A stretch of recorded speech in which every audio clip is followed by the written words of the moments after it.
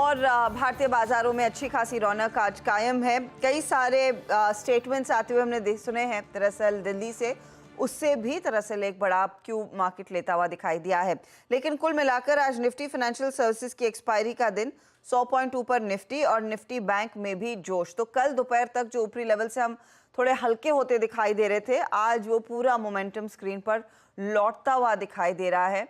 एक अच्छी खासी तेजी वीरू। अब क्लोजिंग के लिए किस लेवल पर इंतजार रहेगा?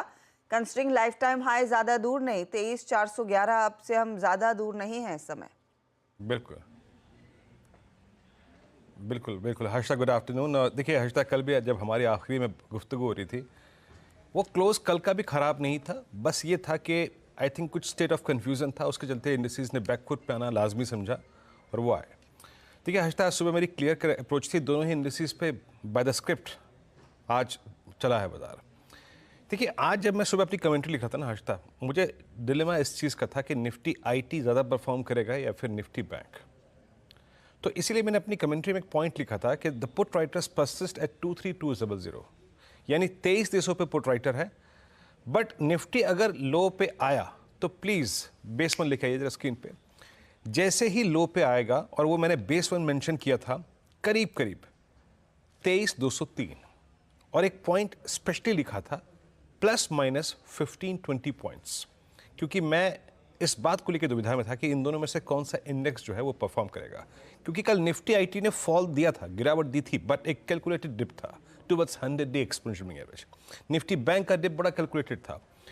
तो अगर आप उस पर 15-20 पॉइंट जोड़ लें तो एग्जैक्टली निफ्टी का डे लो रहा आज करीब करीब 229 का, माफ कीजिएगा। फिर बात क्या हुई थी, उस डिप को बाय कीजिएगा। First swing possible towards 361। जरा प्लीज इंट्राडे चार्ट लेके आइए। 11:54 से लेकर लगभग 1 बजे तक निफ्टी का इंट्राडे हाई था 23,361। एग्जैक्टली वही हाई था जो कमेंट्री का पहला नंबर था रेजिस्टेंस 1 पे। And the moment you will cross 360 on the higher side, अब जो मेरे को आंकड़ा नजर आ रहा है हर्षता, वो है करीब करीब 23,403 और 417, जो नेक्स्ट लेवल मैंने मेंशन किया था। इसको सपोर्ट करने के लिए अभी के मेरे पास ऑप्शन स्टेट्स भी हैं। जरा प्लीज ऑप्शन स्टेट्स लेके आइएगा, वो 6 स्ट्राइक्स लेके आइएगा, जिसको थोड़ा सा एनालाइज करेंगे हम। देखिए एक तो हैवी वेट्स मैच मूव अच्छा खासा है, आईटी पार्टिसिपेट कर रहा है। आईटी ने अपने फॉल को 100 डिमा पे आके अगर आप देखें रेस्ट्रिक्ट कर दिया। बैंक निफ्टी परफॉर्म कर रहा है और बैंक निफ्टी 50,000 की ट्रैजेक्टरी को स्ट्राइक करने जा रहा है। तो मेरे को जो एडवांटेज चाहिए था वो है। आप एक चीज़ स्क्रीन पे देख सकती हैं हर्षता, 23,500 पे कॉल राइटर्स थोड़े से एग्जिट कर रहे हैं, 23,400 पे कॉल राइटर ग्रिप नहीं ले रहा है। बट फोर्स अगर कहीं पर है तो वो है पुट राइटर्स के पास। 23,300 पे करीब करीब 36 लाख पुट बिकी हैं और इंट्रा डे जो आउटस्टैंडिंग वाई है वो करीब करीब 58 लाख पहुंच गया है। तो मैं, अगर आपने देखिए एक खूबसूरत ट्रेड लिया, करीब करीब अगर मैं डे लो से कंपेयर करूं तो 150 पॉइंट का स्विंग आ चुका है। That's good. उसको प्रॉफिट्स को कैश में कन्वर्ट करिए। As a day trader positionally बने रहिए, और अगर एज ए डे ट्रेडर अभी और थोड़ा सा मूव चाहते हैं आप, तो मेरे ख्याल से आपको थोड़ा वैल्यू एट रिस्क बढ़ाना पड़ेगा हर्षता, और आपको अपने स्टॉप लॉस को 290 के आसपास लेके आना पड़ेगा, यानी 23,290 के। बट मैं होता तो बुक करके बैठता, फ्रेंकली स्पीकिंग, इतना बड़ा मूव को। But as per these stats हर्षता, a swing towards 403 and 417 possible है। वहां अपने प्रॉफिट्स को जरूर बुक कीजिएगा, क्योंकि वो कॉल राइटर्स का, बड़े कॉल राइटर्स का पहला जोन है हर्षता। चले, तो ये इंटरेस्टिंग पॉइंट्स निफ्टी के लिए। निफ्टी बैंक वीरू, कंसिडरिंग आज यहाँ पर फाइनेंशियल सर्विसेज की वैसे भी एक्सपायरी है, और ठीक कल की तरह ऊपरी लेवल से अब निफ्टी बैंक कुछ मुनाफा वसूली दिखा रहा है। देखिए हर्षता, बैंक निफ्टी के लिए दो चीज़ें बहुत क्लियर हैं। देखिए एक तो हमारे पास लीडरशिप क्राइसिस था और हमें नहीं मालूम था। अच्छा, बीच बीच निफ्टी बैंक बड़ी तेजी से श्रिंक हो गया, पता नहीं हर्षता ने ऐसी क्या बात कह दी कि नाराज़ हो गया। बट 49,950 से अगर आप देखें ऑलमोस्ट ट्रेस हो गए करीब 49,787। बट प्लीज़ ज़रा सुबह मॉर्निंग की कमेंट्री लेके आइएगा। बेस क्या था? बेस था हमारा करीब करीब, हमने जो अपना वो बेस का कन्विक्शन जुटाया था वो था पुट राइटर्स का जोन। मैंने एक बात कमेंट्री में क्लियरली लिखी थी कि टिल द टाइम एवरेजेस नीचे प्लेस्ड हैं, आपको पुट राइटर्स के जोन से कन्विक्शन लेना पड़ेगा। 49,618, 481 वो डिप एग्जैक्टली यही था। एग्जैक्टली वो डिप यहीं आया और यहीं से पुल बैक लिया निफ्टी बैंक ने। पर एक चीज़ मैंने और क्लियरली कही थी कि RS1 के नज़दीक जरा RS1 लिखा है ये निफ्टी बैंक का क्या था वो 49,974 एंड 5178 की ट्रेजेक्ट्री। इस पे अपने प्रॉफिट्स को बुक कर लीजिएगा, कैश में कन्वर्ट कर लीजिएगा। निफ्टी बैंक का आज का इंट्राडे हाई डॉट क्या है 49,974, यही हाई है। अब से चंद मिनटों पहले जब हम इस कार्यक्रम में आ रहे थे वो लगाया। आज तक मेरे ख्याल से अभी ट्रेड रहने दीजिए निफ्टी बैंक में, फिर एक डिप मिले टुवर्ड्स 49,600 या 700 या फिर 590 तब ग्रिप कीजिएगा।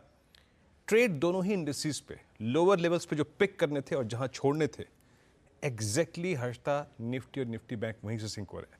सो बेटर है कि अब हम फिर इन्हें ड्रिफ्ट डाउन होने दें, उसके बाद कैच करेंगे। सुबह की कमेंट्री के मुताबिक डॉट टू डॉट हर्षता ये इंडिसेस चले हैं। बाय द वे वीरू, मेरे कहने से निफ्टी बैंक गिरा नहीं। जब आप निफ्टी पर इतनी ज़्यादा व्याख्या कर रहे थे ना, तब निफ्टी बैंक फिसलने लगा था, तो नाराजगी उसको आपसे है, मुझसे नहीं। अदरवाइज ट्रेंडिंग काउंटर्स अब आपकी स्क्रीन पर लेकर आएंगे। ऊपरी लेवल से मार्केट भले ही कुछ मुनाफा वसूली दिखा रहा हो, स्पेशली बैंकिंग काउंटर्स, लेकिन आप देखिए आज ऑयल एंड गैस कंपनियों का दिन है। ONGC पूरे तरह से फॉर्म में 5.5% का इजाफा। LNT, Adani port, Tata Motors जैसे काउंटर्स हैं जहां पर अच्छी खासी तेजी बनती दिखाई दी है। GMR एयरपोर्ट के लिए एक स्विंगिंग सेशन, 5.5% का इजाफा इधर। IRCTC, Gujarat gas, Petronet, LNG ये दूसरे काउंटर्स हैं जहां पर हमने देखा एक अच्छा खासा मोमेंटम बनता दिखाई दिया है। लेकिन मुनाफा वसूली कहां, तो एक कोटक महिंद्रा बैंक जो 1.5% का नुकसान दिखा चुका है इंट्राडे में। डॉक्टर रेड्डीज, इंटरग्लोब एविएशन, लेकिन इंटरग्लोब एविएशन की बिकवाली को आपको सीधे उस ब्लॉक डील से ही जोड़ना है जहां पर आज भाटिया परिवार ने अपना कुछ स्टेक ऑफलोड किया और फिर वो स्टॉक नीचे है। और रैमको सीमेंट में कल की तेजी के बाद आज थोड़ी सी प्रॉफिट बुकिंग बनती दिखाई दी है। यही नहीं, कुछ और पॉकेट्स भी देखने को मिले हैं जहां पर ऊपरी लेवल से कुछ मुनाफा वसूली आती दिखाई दी है। लेकिन कुल मिलाकर जो मार्केट का मूड माहौल अब तक बना है वो आप कह सकते हैं छोटे मझौले काउंटर्स के फेवर में है। वहां पर ज्यादा एक्टिविटीज बनती दिखाई दी है, इसीलिए एडवांस डिक्लाइन रेशियो भी पॉजिटिव टेरिटरी में ही ट्रेड करता हुआ नजर आ रहा है। अब फटाफट से हमारे जानकारों को जोड़ना शुरू करते हैं। फंडामेंटल्स के लिए हम बात करेंगे आज प्रकाशदीवान.in के प्रकाश दीवान से। टेक्निकल कॉल्स के लिए हमारे साथ प्रकाश गाबा, मानस जायसवाल, प्रशांत सावंत, रचना वैद, सोनी पटनायक और जतिन गेडिया हैं। 2:15 बजे लक्ष्मण को जोड़ेंगे दिल्ली से। विनिवेश की स्थिति क्या उभर कर आएगी, BPCL पर क्या बयान आए हैं, ओवरऑल ऑयल मिनिस्टर की तरफ से आज बड़े बयान आए हैं जैसे ही उन्होंने दरअसल कार्यभार संभाला है अपने सेकंड टर्म का। और वो स्टॉक दरअसल सारे रेडार पर रहेंगे। 2:30 बजे चीनी शेयरों में क्या चल रहा है, यतिन को जोड़ेंगे। 2:45 पर सुमित ने कल आपको याद होगा बताया था कि रिटेल क्या खरीद रहा है। आज नजरें FIIs पर रहेगी कि FIIs भारतीय बाजार में अगर निवेश कर रहे हैं तो किन स्टॉक्स में कर रहे हैं। 2:50 पर ASK हेड सॉल्यूशंस के वैभव सांघवी। फिर 3 बजे डीलिंग रूम का जायजा, STBT BTST ट्रेड्स और क्लोजिंग की रणनीति के साथ क्लोजिंग की तरफ बढ़ेंगे। ओके, चलिए तो अब एक काम करते हैं, यहाँ पे ट्रेड्स पिक करना शुरू करते हैं। और याद रखिएगा इंडेक्स में बेटर है कि हम या तो अब रिट्रेस होने दें, दोनों ही इंडेक्सेस रखिएगा, या फिर थ्रेशहोल्ड पॉइंट्स के क्रॉस होने का इंतजार करें। मीनवाइल अब हम ट्रेड से फोकस करेंगे हर दौर में। ट्रेड्स पिक करते हैं। प्रकाश सर, आपका पहला ट्रेड क्या रहेगा आज का इस वक्त का? Well, good evening to you once again. और जो स्टॉक मुझे पसंद है इस वक्त वो है LNT। सुबह से कैपिटल गुड्स स्पेस में अच्छा लग रहा है। 3629 पर ट्रेड कर रहा है LNT। मेरे ख्याल से टाइट स्टॉप लगाना चाहिए करीब 3590 का। ऑन द अपसाइड जो टारगेट है 3720, ये एक जोन है, मेरे ख्याल से वहां तक जा सकता है LNT। 20 की तैयारी करता हुआ LNT आज लगभग 90 रुपए की बढ़त आपको स्क्रीन पर ही दिखाई दी है। रचना जी, गुड आफ्टरनून, आपका ट्रेड? जी गुड आफ्टरनून। और मेरी तरफ से जो ट्रेड रहेगा वो गेल में रहेगा। गेल की फ्यूचर्स को मैं लॉन्ग करने को सजेस्ट करूंगी। यहाँ पे काफी इंपॉर्टेंट सपोर्ट्स वगैरह को होल्ड करके आज अपस्विंग बनने जा रहा है। कल के हाई को अगर ये टेकआउट करेगा विच वाज 218, तो ये मोमेंटम में और इंक्रीमेंट आएगा और ये काउंटर जो है 225-27 की तरफ जाएगा। तो डाउनसाइड पे सपोर्ट के लिए 210 को देखना चाहिए। जब तक 210 होल्ड करेगा तो इसको लॉन्ग करिए एंड 222 एंड 227 के 2 टारगेट्स लगाइए। ओके, गेल फ्यूचर्स 240-65 पे दो सुबह सुबह जो आज कॉल्स थी, जिसमें ओएनजीसी पर अगर आप देखें एक बहुत स्ट्रॉन्ग हाउस व्यू था, और दूसरा था गेल पे आज अच्छे टारगेट्स थे। अच्छा, एक काम करते हैं, अब सोनी पटनायक जी का ट्रेड पिक करते हैं। पहले सोनी जी नमस्कार, क्या पिक करें मैम आप? जी गुड आफ्टरनून एवरीवन। मेरा पिक यहाँ पे रहेगा सन टीवी फ्यूचर्स में। बाई कर सकते हैं करंट लेवल पे, स्टॉप लॉस लगाए 728 का, टारगेट यहाँ पे बनेगा 775 से 780। सन टीवी में आज हमने देखा है 8% का फ्रेश लॉन्ग्स एडिशन यहाँ पे हो रहा है। इंट्राडे डेली चार्ट्स पे आज एक फ्रेश ब्रेकआउट भी आ रहा है, और प्लस हायर स्ट्राइक कॉल्स में राइटर्स एग्जिट करें पोजीशन, सो काफी पॉजिटिव व्यू बन रहा है टुवर्ड्स 775 780। ओके, 775 780 की तरफ वो ट्रेड्स आते हुए साफ दिखाई दे रहे हैं। मानस, आफ्टरनून, बताइए आपका ट्रेड किस तरफ बैठेगा? गुड आफ्टरनून हर्षदा जी। तो देखिए, गुजरात गैस में खरीदारी करने की राय रहेगी। ब्रेकआउट तो हमने 2 दिन पहले देख लिया था, लेकिन अब स्टॉक तैयार है जो अपना पिछला हाई अभी कुछ मंथ पहले, मेरे ख्याल से फेब का हाई है 620 के आसपास, उसको ब्रीच करने के लिए तैयार हो गया है गुजरात गैस। तो करंट लेवल्स पे खरीदारी करेंगे 594 के स्टॉप लॉस से 542 तक के टारगेट्स पॉसिबल है गुजरात गैस में। यहाँ पर आप ऑप्शन में भी ट्रेड ले सकते हैं, 620 का कॉल ऑप्शन ले सकते हैं। 16 रुपए 17 रुपए के आसपास ट्रेड हो रहा है, वहां पर आप 9 रुपए के स्टॉप लॉस से खरीदारी करिए, और इस ऑप्शन में 32 रुपीज 32 रुपए के टारगेट सेट करिए। ओके, अच्छा, मैं माफ़ी चाहूँगा एक विलंब, मतलब एक ब्रेक के लिए, मतलब मैं इस सीक्वेंस को, मानस मैं सोच रहा था शायद आप एक ट्रेड पिक करें। अभी अभी आपके बोलते एक स्टॉक ऊपर गया था, सिर्फ अपने एनालिसिस दीजिएगा। पॉलीकैब 6930 का स्विंग दिख आया अभी, पिछले 5 दिन की ट्रेजेक्ट्री को क्रॉस करता हुआ, नहीं 5 नहीं 3 दिन, माफ़ी चाहूँगा मानस, इस पर आपकी स्पॉट, ये इंट्राडे ब्रेकआउट है और जब देता है तो बहुत सॉलिड देता है। इस पर आपका व्यू और कोई कॉल ऑप्शन अगर आपने रीड किया हो तो सिर्फ बताइएगा। तो बिल्कुल इस पे बिल्कुल अभी नजर थी, और थोड़ी देर पहले इस पे नजर गई थी, क्योंकि स्टॉक तैयार है एक फ्रेश ब्रेकआउट के लिए। केवल थोड़ा सा इंतजार करेंगे, 6950 के ऊपर आप एग्रेसिव होकर खरीदारी कर सकते हैं, क्योंकि उसके बाद आपको 7200 तक के भाव देखने को मिल सकते हैं। अगर एक ट्रेड लेना होगा तो ऑप्शन के थ्रू लेना होगा, क्योंकि इससे अभी भी ब्रेकआउट हमें देखने को नहीं मिला है। आई थिंक 7000 का कॉल ले सकते हैं पॉलीकैब का, 187 पे ट्रेड हो रहा है, वहां पर आप खरीदारी करिए। स्टॉप लॉस 134 के लगा के रखिए, और आपके जो टारगेट रहेंगे वो 325 से 350 की रेंज में भी हो सकते हैं। ये बात करते करते अगर आप देखें ऑलमोस्ट 6940 स्ट्राइक करता हुआ, मैं अभी इनफैक्ट मेरे स्क्रीन पे जो स्टॉक्स मूव दे रहे हैं उसको रीड कर रहा था, और पॉलीकैब हो गया, सन टीवी सोनी जी ने दिया, ये भी डिहाई की ट्रैजेक्टरी में आके ट्रेड करता हुआ, शानदार मूव यहाँ पर। प्रशांत, गुड आफ्टरनून, आपका ट्रेड इस वक्त का?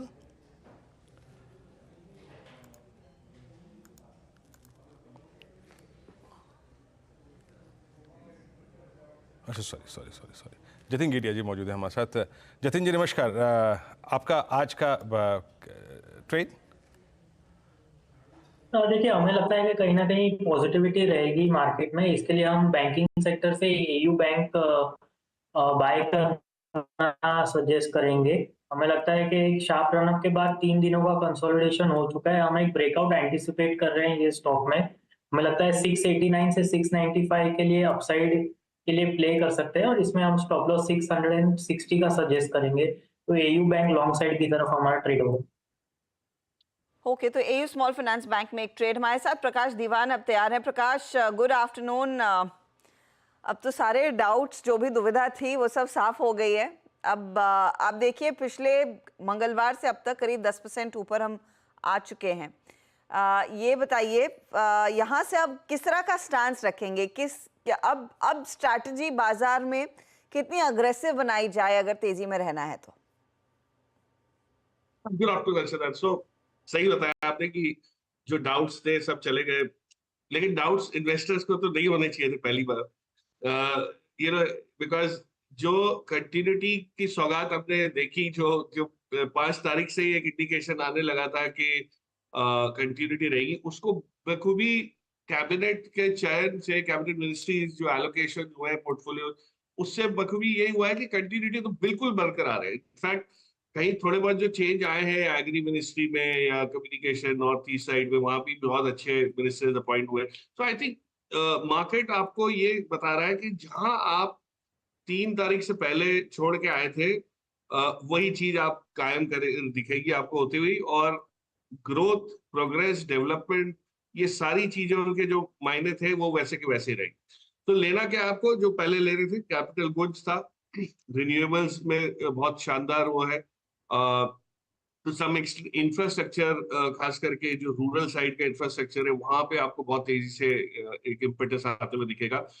मैं ये नहीं कह रहा कि डिफेंस या रेलवे में प्रगति नहीं होगी अर्षद, लेकिन वहां पे वैल्यूएशंस का कंफर्ट नहीं था। तो जो जिस प्रकार के वैल्यूएशंस थे वहां पे कुछ मुनाफा वसूली की जगह थी, और वो हमने होते हुए देख लिया है। ग्रोथ वहां भी आएगी, पावर क्षेत्र में भी आएगी, रेलवे में भी, डिफेंस में भी, लेकिन उसके जो मल्टीपल्स है, पी मल्टीपल्स, वो थोड़े से कॉन्ट्रैक्ट हो गए और वो थोड़े से नरम रहेंगे, और आपको 2-6 महीने में ईपीएस की ग्रोथ की वजह से वो कॉन्ट्रैक्ट जो पी मल्टीपल्स है वो रीजनेबल भी लगने लगेंगे। लेकिन फिलहाल मुझे लगता है कैपिटल गुड्स, इंफ्रास्ट्रक्चर, रूरल, खास करके जैसे मैंने कहा, कल हमने देख ही लिया हाउसिंग से कितना बड़ा फर्क पड़ा, सीमेंट शेयर्स देखिए, अभी हाउसिंग फाइनेंस कंपनीज देखिए, तो ये सारे क्षेत्र जो है इसमें होगा। और ऑफकोर्स अगले 98 दिनों में बहुत चीजें नई नई आती रहेगी और नए थीम्स उभरते रहेंगे। बट हाँ, मार्केट का टेक्सचर इज क्वाइट कंफर्टेबल। हम लोग ओवर प्राइस गिनते हैं अपने आप को, ओवर वैल्यूड गिनते हैं चाइना के मुकाबले, लेकिन उसके कारण भी है। चाइना बहुत नीचे है जो एवरेज के रेट से, एवरेज पी मल्टीपल्स के उससे लिहाज से, और हम लोग एवरेज से थोड़ा सा ऊपर है। लेकिन मुझे नहीं लगता अर्निंग सीजन के बाद, ये इलेक्शन आउटकम के बाद, अब एक माइलस्टोन से बजट रहेगा, which will probably be FOMO ना आने दीजिए बजट के बाद लेने के लिए, तो अभी से लेना शुरू कर दीजिए। तो नहीं तो फोमो आ जाएगा, बजट हो जाएगा, तो फिर आप जुलाई में बड़ा मायूस होकर बैठ जाएगा। फोमो, इनफैक्ट फोमो एक बड़ी चीज़ है जो मार्केट में आपको फिर ऐसी दुविधा में डाल देती है कि आप गलत प्राइस पर गलत स्टॉक्स भी लेना शुरू करते हैं। अच्छा, एक स्पेस जिस पर मैं डिटेल में आपसे चर्चा करना चाहूँगी वो है ऑयल एंड गैस स्टॉक्स। आज ओएनजीसी देखिए, आज कई सारे बड़े बयान हरदीप सिंह पुरी की तरफ से हमने सुने हैं। लक्ष्मण को पहले जोड़ लेते हैं प्रकाश, और इस पर मैं डिटेल में बातचीत करूंगी, क्योंकि एक बड़ा जो रिफॉर्म आना था वो ऑफकोर्स विनिवेश था, और उसमें बीपीसीएल का नाम हम सब जानते हैं, सरकार ने कई दफ़ा पहले लिया था, लेकिन उसको लेकर अब कोई भी तैयारी नहीं है। पेट्रोलियम मंत्री ने बीपीसीएल के विनिवेश को लेकर बड़ा बयान आज दिया। उन्होंने कहा कि बीपीसीएल जैसा सफल महारत्न में निवेश करने के पक्ष में फिलहाल वो है नहीं। लक्ष्मण हमारे साथ जुड़ रहे हैं, उनसे भी बात करेंगे कि और क्या कुछ कहा गया है, लेकिन फटाफट से हरदीप सिंह पुरी ने क्या कहा वो पहले सुनाते हैं और फिर लक्ष्मण रॉय को जोड़ते हैं। So far as BPCL is concerned, let me say now categorically, these are all highly successful oil and gas PSUs. Why would we divest ourselves of these, what do you call them, yaar? Maharatnas. Yeah. इन महारत्नों को इस समय क्यों diversify करना है, उसमें क्यों अपना हिस्सा बेचना चाहिए, ये सवाल उठाते हुए हरदीप सिंह पुरी। लक्ष्मण रॉय हमारे इकोनॉमिक पॉलिसी एडिटर हमारे साथ जुड़ गए हैं। पहले तो इस पूरे बयान को कैसे समझा जाए लक्ष्मण, वो मैं आपसे समझना चाहती हूँ, फिर ऑफ कोर्स वो पेट्रोल डीजल के जीएसटी वाले मुद्दे पर आएंगे। देखिए, इस बयान को आप दो तरीके से समझिए। पहली बात कि बीपीसीएल का विनिवेश नहीं करेंगे, एक हिस्सा ये है। दूसरा हिस्सा ये है कि बीपीसीएल का विनिवेश क्यों नहीं करेंगे। तो जो पहला बयान दिया वो बिल्कुल सही है। बीपीसीएल का विनिवेश फिलहाल सरकार नहीं करेगी और इसकी संभावना दूर दूर तक नहीं दिख रही है। दूसरा हिस्सा जो बयान का है कि महारत्ना है, ज़्यादा प्रॉफिट दे रही है, इस वजह से विनिवेश नहीं करेंगे, इस बयान से मैं भी सहमत नहीं हूँ। और सरकार की जो पब्लिक सेक्टर एंटरप्राइजेस पॉलिसी, जिसको बोलचाल की भाषा में विनिवेश की नीति कहते हैं, उसके अनुकूल भी यह बयान नहीं है। वो इसलिए मैं कह रहा हूँ क्योंकि इस बयान को आप बिल्कुल विनिवेश की नीति से जोड़ करके मत देखा करिए। ऐसा नहीं कि बीपीसीएल का विनिवेश नहीं होगा तो पूरे विनिवेश की गाड़ी पटरी से उतर जाएगी या सरकार उस पर पीछे हट गई, ऐसा नहीं है। बीपीसीएल का विनिवेश जो है सरकार ने करने की कोशिश की थी 2021-22 में, आपको याद होगा, एक्सप्रेशन ऑफ इंटरेस्ट मंगाया था। सिर्फ एक कंपनी थी जिसको हम आप जानते हैं, वेदांता, उसने दिलचस्पी दिखाई थी। बाकी दो कंपनियां और थी, कोई बड़ी कंपनी उसमें हिस्सेदारी नहीं दिखाई थी। बाद में उन सब कंपनियों ने पीछे हट गए। उस वक्त 4 वजह बताई गई। पहला कि दरअसल कोविड है, माहौल ठीक नहीं है, ठीक है, कोविड तो अब चला गया। दूसरी वजह ये बताई गई कि अंतर्राष्ट्रीय हालात ठीक नहीं है, वो भी चला गया, मान के चला जाए। तीसरी वजह जो बताई गई थी वो कि प्राइसिंग को लेकर के भारत में भी ऑयल एंड गैस सेक्टर भले ही कंट्रोल सरकार कर दी हो, लेकिन यहाँ पे सरकार समय समय पर नज़र बना के रखती है। तो तीसरी वजह अभी बनी हुई है। एक और वजह, स्थायी वजह, जो ऑफ द रिकॉर्ड उस वक्त अधिकारियों ने बताया था कि बीपीसीएल में 53% हिस्सेदारी जो सरकार बेचना चाहती है, उसमें निवेशकों को उस वक्त करीब 47 से 48 हज़ार करोड़ रुपए देने पड़ते। इतना बड़ा निवेश अब कोई company oil and gas sector में नहीं करना चाहता है, खासतौर से ऐसे वक्त में जब पूरी दुनिया ग्रीन एनर्जी की तरफ आगे बढ़ रही है। तो ये एक बड़ी वजह थी, ये वजह अभी बनी हुई है। बीपीसीएल एक अलग केस है, विनिवेश से जोड़ के ना देखा जाए। हाँ, एक बात सही है कि विनिवेश की प्रक्रिया बीपीसीएल में आगे नहीं बढ़ने वाली है, ये लगभग तय है। लक्ष्मण जी, इस आई थिंक इन कार को, क्योंकि मुझे याद है अच्छी तरीके से जब आप पहले भी रिपोर्टिंग करते थे, बताते थे कि विनिवेश बीपीसीएल का होगा दावेदार ढूंढ रहे हैं। दो कारण हो सकते हैं क्या पॉसिबली, क्योंकि उससे एग्जैक्टली सरकार की आगे की अप्रोच क्या होगी वो भी मालूम चलेगा। एक तो ये कि कोई भी आज की तारीख में इतना बड़ा ऑयल एसेट लेना नहीं चाहता। दूसरी बात क्या है कि क्या ये गठबंधन की राजनीति एटलीस्ट इस कंक्लूजन में पहुंची है कि एटलीस्ट बहुत अच्छी और मुनाफे वाली कंपनियों को ना बेचा जाए, एटलीस्ट उनको हाथ ना लगाया जाए। इस बात के दो मायने हैं क्या? देखिए, पहली बात आपने बिल्कुल सही कहा कि कोई बड़ा खरीदार इतना बड़ा पैसा इस सेक्टर में अब लगाना चाहता नहीं है। दूसरी जो बात आपने कही, ये एक कह सकते हैं कि पर्दे के सामने ये बात सही नज़र आती है, क्योंकि अब सरकार, गठबंधन की सरकार में और ऐसे राजनीतिक माहौल में खुल करके इसमें दबी जुबान से भले ये कह रहे हो कि विनिवेश हम नहीं करेंगे, लेकिन मुझे लगता है कि विनिवेश की बाकी जो प्रक्रिया है वो जारी रहेगी, लेकिन बीपीसीएल का विनिवेश नहीं होगा। और जो प्रॉफिट मेकिंग पीएसयू है, बड़ी पीएसयूज हैं, उस पर सरकार बहुत आगे बढ़कर चढ़ करके नहीं बोलेगी कि हम इसका विनिवेश करने वाले हैं। वेरी क्विकली, कितनी जल्द जीएसटी के दायरे में ऑयल मार्केटिंग कंपनियों को लाया जा सकता है, क्योंकि उस पर भी बयान आया है हरदीप सिंह पुरी का? मैं इस बयान को गंभीरता से नहीं लेता हूं, बिल्कुल साफ साफ कह दूं आपको, क्योंकि पिछले 5 साल का आप रिकॉर्ड उठाकर देख लीजिए, जब से जीएसटी लागू हुआ है तब से हर साल ये बयान आता है कि हम पेट्रोल डीजल को जीएसटी के दायरे में लाने के लिए तैयार हैं, हम लाने की पूरी कोशिश करेंगे। तब भी जब सरकार पूर्ण बहुमत में बीजेपी अकेले थी, लेकिन तब भी नहीं ला पाई, अब भी लाने की संभावना कम है। इसके पीछे पहली वजह ये वस्तुस्थिति ये है कि जीएसटी एक्ट के तहत पेट्रोल डीजल एटीएफ को जीएसटी के दायरे में लाया गया है। जीएसटी काउंसिल में जब तक राज्य सहमति नहीं देंगे तब तक ये जीएसटी के दायरे में नहीं आएगा। लेकिन राज्य, यहाँ तक कि भाजपा शासित राज्य भी इसका विरोध कर रहे हैं, क्योंकि ये राज्यों की कमाई का एक बहुत बड़ा जरिया है। सरकार उस जरिए को नहीं छोड़ना चाहती राज्य सरकारें, तो राज्य सरकारों को बना पाना काफी मुश्किल होगा। और खासतौर से मौजूदा राजनीतिक हालात में सरकार का औपचारिक स्टैंड ये होगा कि हम कोशिश करेंगे, लेकिन मुझे जल्द पेट्रोल डीजल एटीएफ को जीएसटी में आता हुआ दिखने की संभावना कहीं नहीं दिख रही है। ओके, लक्ष्मण, आप हमारे साथ बने रहिए। वित्त मंत्रालय की प्राथमिकता क्या रहेगी उस पर मैं आऊंगी, लेकिन प्रकाश, ये बीपीसीएल वाली थीम हमने कई दफा डिटेल में डिस्कस की है। इस बयान के बाद वो स्टॉक सरप्राइजिंगली 1% ऊपर है। क्या मार्केट ने भी समझ लिया है कि यहाँ पर वो दाल गलने नहीं वाली है, वो इसीलिए छोड़ दिया है अब जो भी बयान आए? देखिए, बयान, पहली चीज तो नए मिनिस्टर से बयान आना इतनी जल्दी, थोड़ा सा एक रिएक्शन जो है स्पॉन्टेनियस, उसको वैसे माना जाए, उसमें अभी मेडिटेटेड रिस्पांस आने में थोड़ा समय लग सकता है, विचार विमर्श होता है, सब कुछ होता है। दूसरा, एक बहुत सिंपल जो लक्ष्मण ने जो बात की, उससे मैं सहमत इसलिए हो रहा हूँ इस बारे में कि विनिवेश को लेके आप उसको अलग नजरिए से आप इसलिए देखें कि जो आरबीआई से जो डिविडेंड आया है इतना बड़ा, उसके बाद जो हमारा फिस्कल डेफिसिट का गणित है अर्शदा, उसमें डाइवेस्टमेंट पे इतना प्रेशर नहीं आएगा। और जुलाई के महीने में आप जब बजट देखेंगे तब आपको खास ये गणित एकदम एक्यूरेटली बैठता हुआ दिखेगा कि आपको डेफिसिट ना होने की वजह से, बड़ा डेफिसिट ना होने की वजह से, जीएसटी इनफ्लोज आने की वजह से आपको डाइवेस्टमेंट में इतना प्रेशर नहीं रहेगा। और डाइवेस्टमेंट की जो दूसरी कंपनीज है, जहाँ पे जो नॉन स्ट्रेटेजिक डाइवेस्टमेंट वाले जो कैंडिडेट्स हैं, वहां पे हो सकता है थोड़ी सी पहल प्रायोरिटाइज ज्यादा कर सके। बीपीसीएल को डाइवेस्टमेंट करने की कोई जल्दबाजी मेरे ख्याल से इस फाइनेंशियल ईयर में तो आपको नहीं दिखी।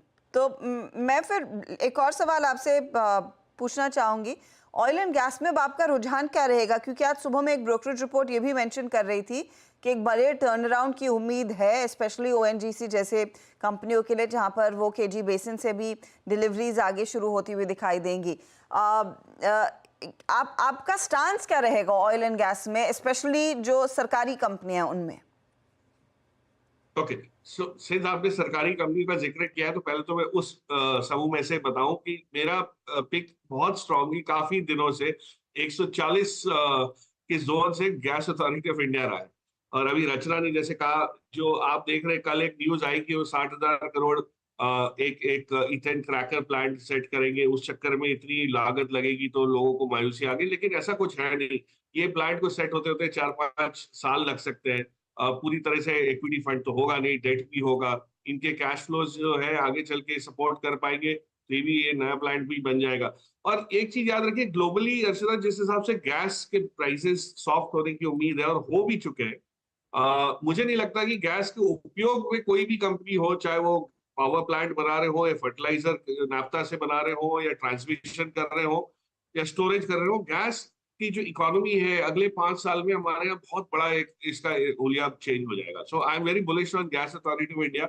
आप कोई भी डिप पे इसको ऐड करिए और लॉन्ग टर्म के लिए रखिए, 5 साल के लिए रखिए, ये आपको मल्टी बैगर रिटर्न्स देने की क्षमता रखता है। और जो अगर आप ज्यादातर प्राइवेट सेक्टर में भी एक झांकी देखने की, तो वहां रिलायंस इंडस्ट्री को सबसे ज्यादा इस चीज का फायदा होगा। अगर आप केजी सिक्स बेसिन की बात कर रहे हैं तो सबसे बड़ा तो जो फुटप्रिंट है वो उनका है।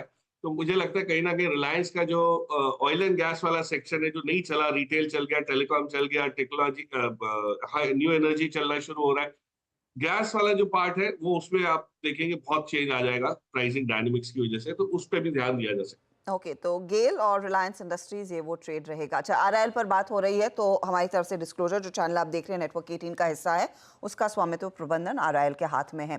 अच्छा, अब बात करते हैं कि फाइनेंस मिनिस्टर जो निर्मला सीतारमन फिर बनी है, उनकी प्राथमिकताएं क्या रहेंगी? थोड़ी ही देर में माना यह जा रहा है कि वो कामकाज संभालने के लिए मंत्रालय पहुंचेंगी। फोकस किस बात पर रहने वाला है? एंड लक्ष्मण, ये भी लोग समझना चाह रहे हैं ये बीपीसीएल का तो विनिवेश नहीं होगा, लेकिन बाकी विनिवेश की गाड़ी आगे बढ़ने वाली है या नहीं?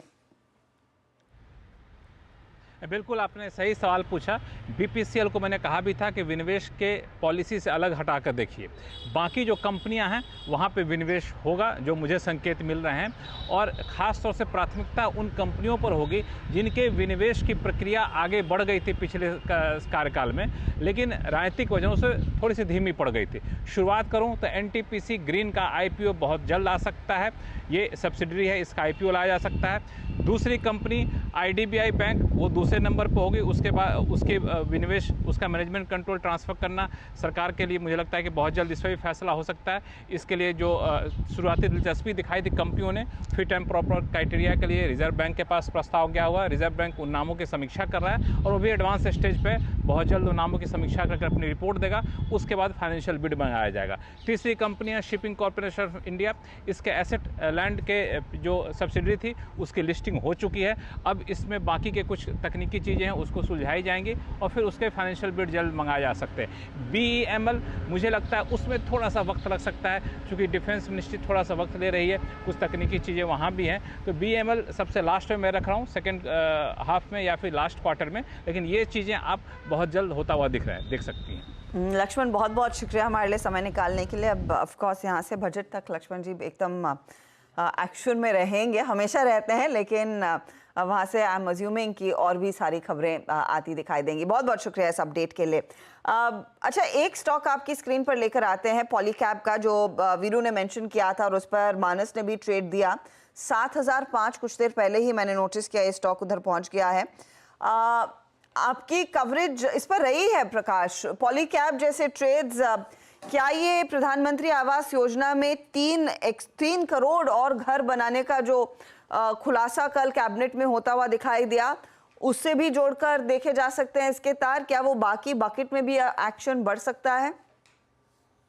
बिल्कुल। अच्छा, देखिए, एक और चीज ये थी कि पॉलीकैब की जो ग्रोथ पहले भी थी आईपीओ आने के बाद से, अगर आप इसको देखें तो ये बहुत बड़ा वेल्थ क्रिएटर बना है।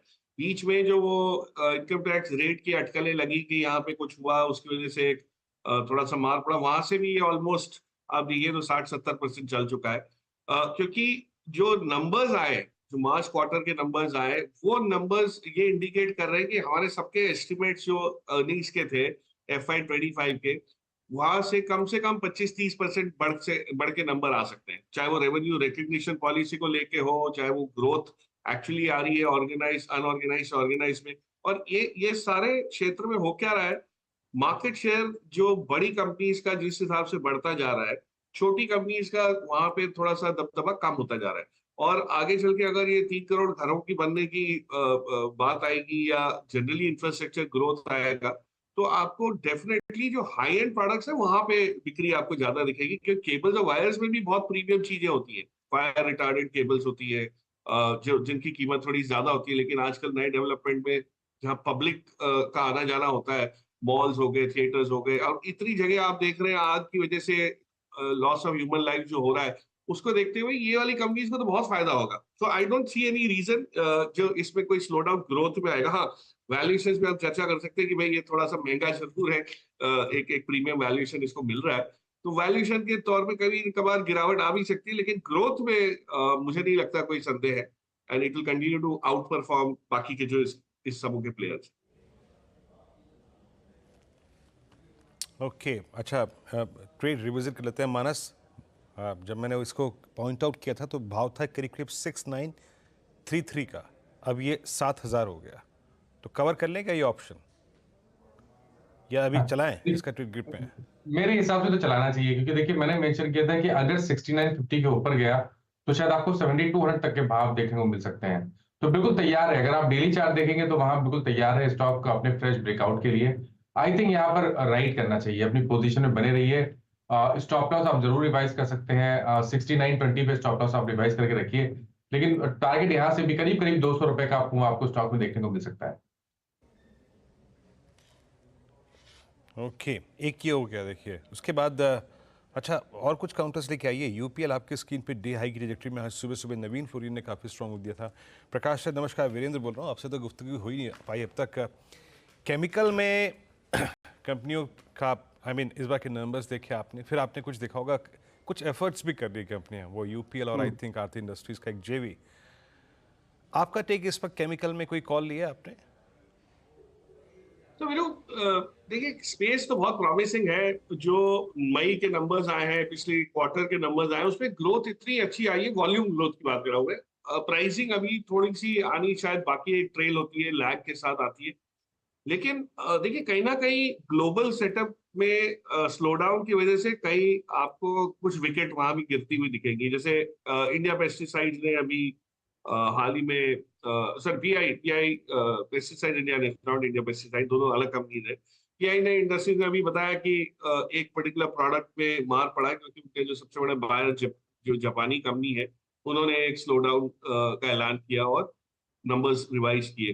तो ये सब चीजों में कहीं ना कहीं आते रहे उतार चढ़ाव आएगा। आप इन कंपनीज को देखिए, वैसी कंपनीज को देखिए जो या तो इंपोर्ट सब्स्टिट्यूट में है, या उनका स्केल इतना अच्छा है कि वो लो प्राइसिंग पे भी अच्छे वॉल्यूम ग्रोथ को भी डाइजेस्ट कर सकते हैं, सर्वाइव कर सकते हैं। और जैसे ही प्राइसिंग इंप्रूव होती है यूरोप में और बाकी जगह पे जो चाइना की डंपिंग की वजह से नहीं हो रही है, वहां पे आपको फायदा होगा। सो थोड़ी सी पेशेंस रखनी पड़ेगी। बट अब जैसे एक सोडा ऐश का वो हुआ है, एक प्राइस डिसरप्शन हुआ है ग्लोबल मार्केट, यूएस मार्केट में, अब उस वजह से टाटा केमिकल्स कुछ दिन चल जाएगा, 1-2 क्वार्टर बहुत अच्छे चल जाएंगे उनके।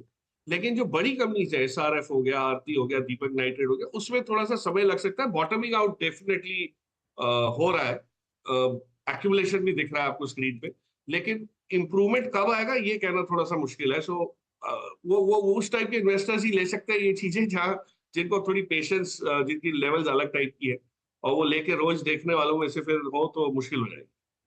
प्रकाश, जीएमआर पर फ्रेश थॉट्स क्या हैं? ये स्टॉक ऑफ कोर्स एक आउट परफॉर्मर रहा है, लेकिन करंट सर्कमस्टेंसेस में क्या अब री-रेटिंग की उम्मीद और बढ़ गई है? वैसे हो चुका है री-रेट इन द रीसेंट पास्ट, जिस तरह का फुटफॉल यहाँ पर आया है, जो ट्रैफिक इसने रिसेंटली देखा है।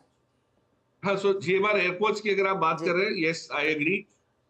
जिस हिसाब से, अब मैं तो एक बहुत रेगुलर क्लाइंट हूँ इनका, गोवा एयरपोर्ट यही मैनेज करते हैं, और मैं देख रहा हूँ जिस टाइप का ट्रैफिक जो आप बता रहे हैं, जो फुटफॉल, वो एक चीज। दूसरी चीज, अच्छा एक आप ये देखिए, जब हम एक्सपोर्ट ओरिएंटेशन की तरफ इतना ज्यादा बढ़ रहे हैं, और किन चीजों की एक्सपोर्ट की बात हो रही है, डिफेंस की हो रही है, ईएमएस की हो रही है, मतलब इलेक्ट्रॉनिक प्रोडक्ट्स की हो रही है, ये जो हाई एंड प्रोडक्ट्स जब एक्सपोर्ट होने लगते हैं ना, तो एयरपोर्ट्स का बहुत बड़ा श्रेय होता है in terms of cargo movement as well, जो अभी तक हिंदुस्तान में देखा ही नहीं। हमने तो अभी जुमा जुमा पैसेंजर ट्रैफिक बढ़ते हुए देखा है। कार्गो ट्रैफिक अगर आप देखेंगे समझेंगे तो एक बहुत बड़ी चीज हो जाएगी। तो ये सारे एयरपोर्ट जो सक्षम है और जो डिजाइन ऐसे हो रहे हैं कि कार्गो भी अच्छी तरह हैंडल कर सके अपार्ट फ्रॉम पैसेंजर ट्रैफिक, इन सब पे बहुत बड़ा ग्रोथ आएगा। तो मुझे तो नहीं लगता है कोई 30-35% ग्रोथ रेट से नीचे कोई भी एयरपोर्ट बिजनेस होगा। अनफॉर्चुनेटली लिस्टेड एक ही है, अदानी एंटरप्राइज में से एक टुकड़ा। अभी आईपीओ जब होगा तब अलग से आपके पास एक विकल्प खड़ा हो जाएगा, लेकिन अभी तो GMR airport definitely is a very good buy. जगह इनके पास है, लाइसेंसेस है और बिल्कुल सही विस्तार इनका जो हो रहा है वो बड़े कैलिब्रेटेड उसमें हो रहा है। मतलब कहीं भी कोई जल्दबाजी नहीं है, कहीं स्लो डाउन नहीं है। सो बहुत बैलेंस पोर्टफोलियो क्रिएट हो रहा है। मुझे लगता है कि यहाँ से अभी भी इसमें 2-3 साल अच्छी बढ़त आपको देखने को मिल सकती है।